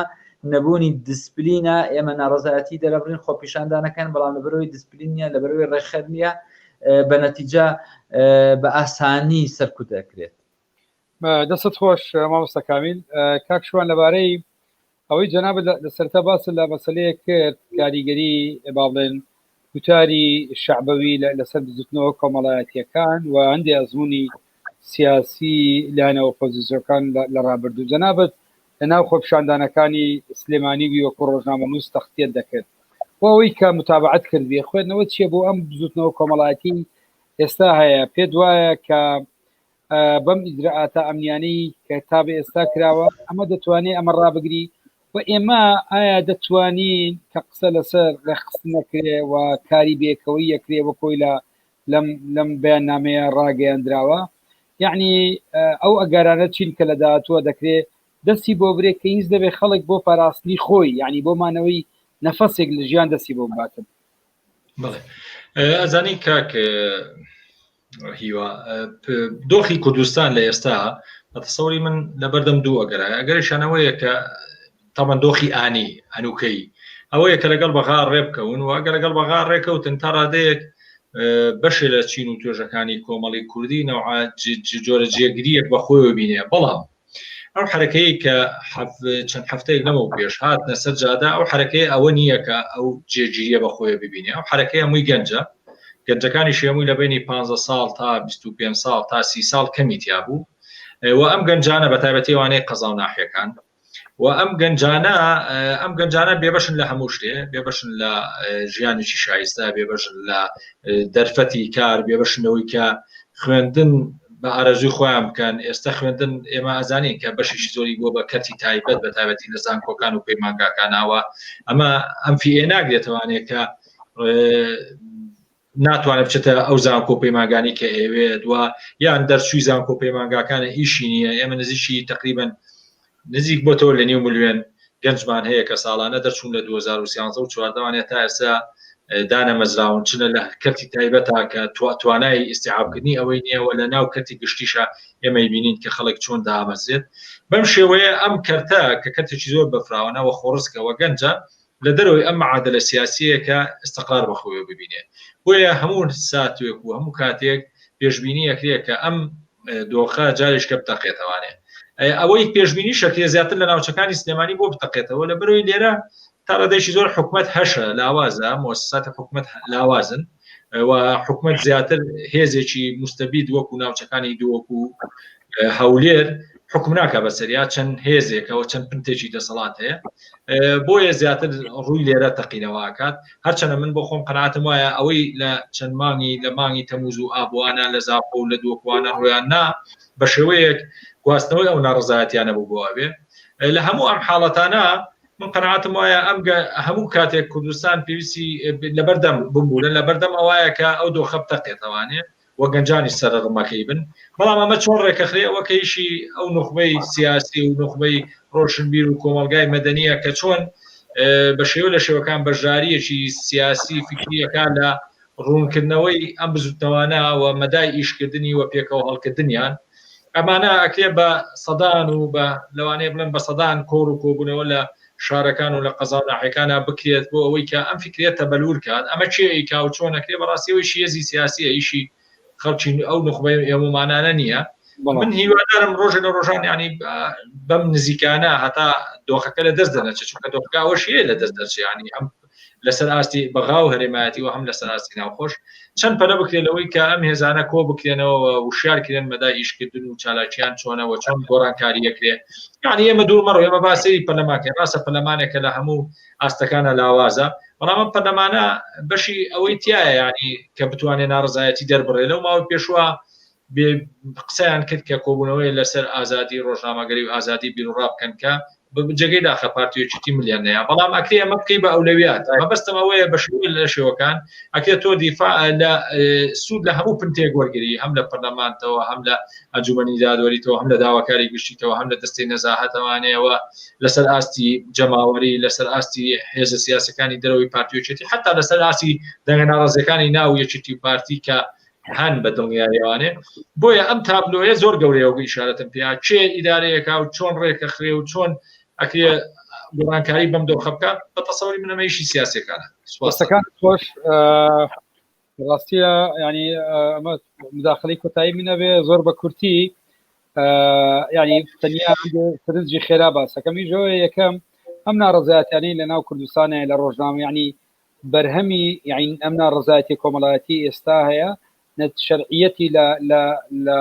لە هەناوی ئەو سیستەمە لە دەسەڵاتدارەتی وەرگرتووە بێگومان کۆکم لەسەرەوەی کە بە ئیجراعاتی ئەمنی بە بڵاوکردنەوەی ترس و تۆقااندن ڕاستیە ڕێگای پێناگیرێ ئێمە ئەزمموی دوور و نزیکمان لە مێژووی مرۆڤایەتی هەیە کە حرەکاتی ناڕزایەتی کۆمەڵایەتی ناتوانێت لە ڕاستیە تا سەر ڕێگای پێبگیرێ و لە هەمان کات لە ڕاستیەدی بەدیدی شتریژە مەسەری ئەم ناڕزایەتیانە کۆمەڵاتیانە بکەین ئەمن پێم وانی ئەمە وەکو یعنی کردەوەیەکی حەسم بێ یعنی لە یەک کردەوەیە ئەمە پرۆسی ینی ئەمە سەردەمی ڕەبایەگرتن نییە ئەمە پرۆسەیەکی بەردەوامە لە ڕاستیە لە ئەنجامی بەردەوام بوونی وە خۆی ڕێگای تێکۆشانی خۆی لە ناو کۆمەلگا من پێم وایە دەدەوزێتەوە بە هەموو ئەو سرنجانی کە ئێمە باسمان کرد لە خاڵی دووەمە لە ڕاستیە من پێم وایە ئەگەر مۆدلێک لە حزبی سیاسی شکستی نابێ وەکۆی پارتیوێچێتی یان هەندێک لە هێزە سیاسەکانی تریش کە بوون بە کۆمپانیا و کاری بزنسی دەکەن و بووەوە بینێکی ئۆلیگاریشی حزبیشی خۆداوە لە ڕاستیە بەڵام پێم وانە ئێمە ئەزمونێکی تر یعنی ئێمە لە دەرەوەی تەحەزوب بۆ ئەو بەشەی کە پەیوەندی بە کاری سیاسی وەیە من پێوانی ناتوانین کۆمەلگا بەڕێوە بن وەکەوەی لە ئەوروپایە خاڵی دووەمەوەیە کە ئێمە چۆن لە گوتارەکانمانەوە لەو بزنەوەی کۆمەڵایەتە دەگەینە ئەو ئاستەی کە دیدگایەکی ڕوون و لیستێک لە داواکاری جەوەریمانە بێت لە ڕاستیە وەکو ئەو ناڕزایەتیانەی بەخا نەبێ کە بە هەمان دیدێکی لیبرالیەوە لە جێگای داواکاری جەوەری دروست بکاتن لە کاتێکە کە دۆخی خۆپشاندران لە دۆخی باڵێن پەرتەوازایی بوو بێگومان کە پەرتەوازە و مەوسومی و ناڕێکخراو بێ دەزوەردانی زیاترە بێ ئێمە بینیمان قانونێکی انتخابی خراپتر و ڕەبەسکردنی تەنانەت ئەنجومەنی پارێزگاکانیشی لێکەوتەوە لە کاتێکەمە پەیوەندی بە ژیانی خەڵکەوەیە بە تێگەیشتنیمە زۆر گرینگە ئێمە بیر لەوە بکەینەوە کە ئەم داواکاریانە چۆن داواکاری ڕادیکاڵە بن و لە ئاسی سیاسی و ئابووری ئێمە نموزەجێکی جیاواز دروست بکەین بۆی جۆرێک لە خۆ بەرهەمهێنانەوە و دروستبوونی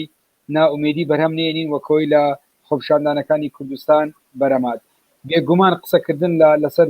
ناڕزایەتی کۆمەڵایەتی لەسەر ماف و ئازادە سیاسیەکان تێگەیشتنی زۆر و لە گۆشە نیگای جیاوازەوە ئاواڵێن سەری ئەم بابەتانە دەکرێت و پێمانی ئێمە قسەمان کردوێ کە لەم بەرنمەیە هەموو شتمان باس کردێت بەڵکو چەند سەر قەڵەمێکمان ڕژاندووە سوپاس بۆ هەر یەک لە بەڕێزان کاکشوان بەڕێوەبەری دەستگای سپی میدیا و هەروە جەمال چەرکی ڕۆژنامە نووس مامۆستا کامین عومەر مامۆستای زانکۆ ماندوومان کردن کاتێکی زۆر لەگەڵمان مانەوە سوپاس بۆ بینەران کە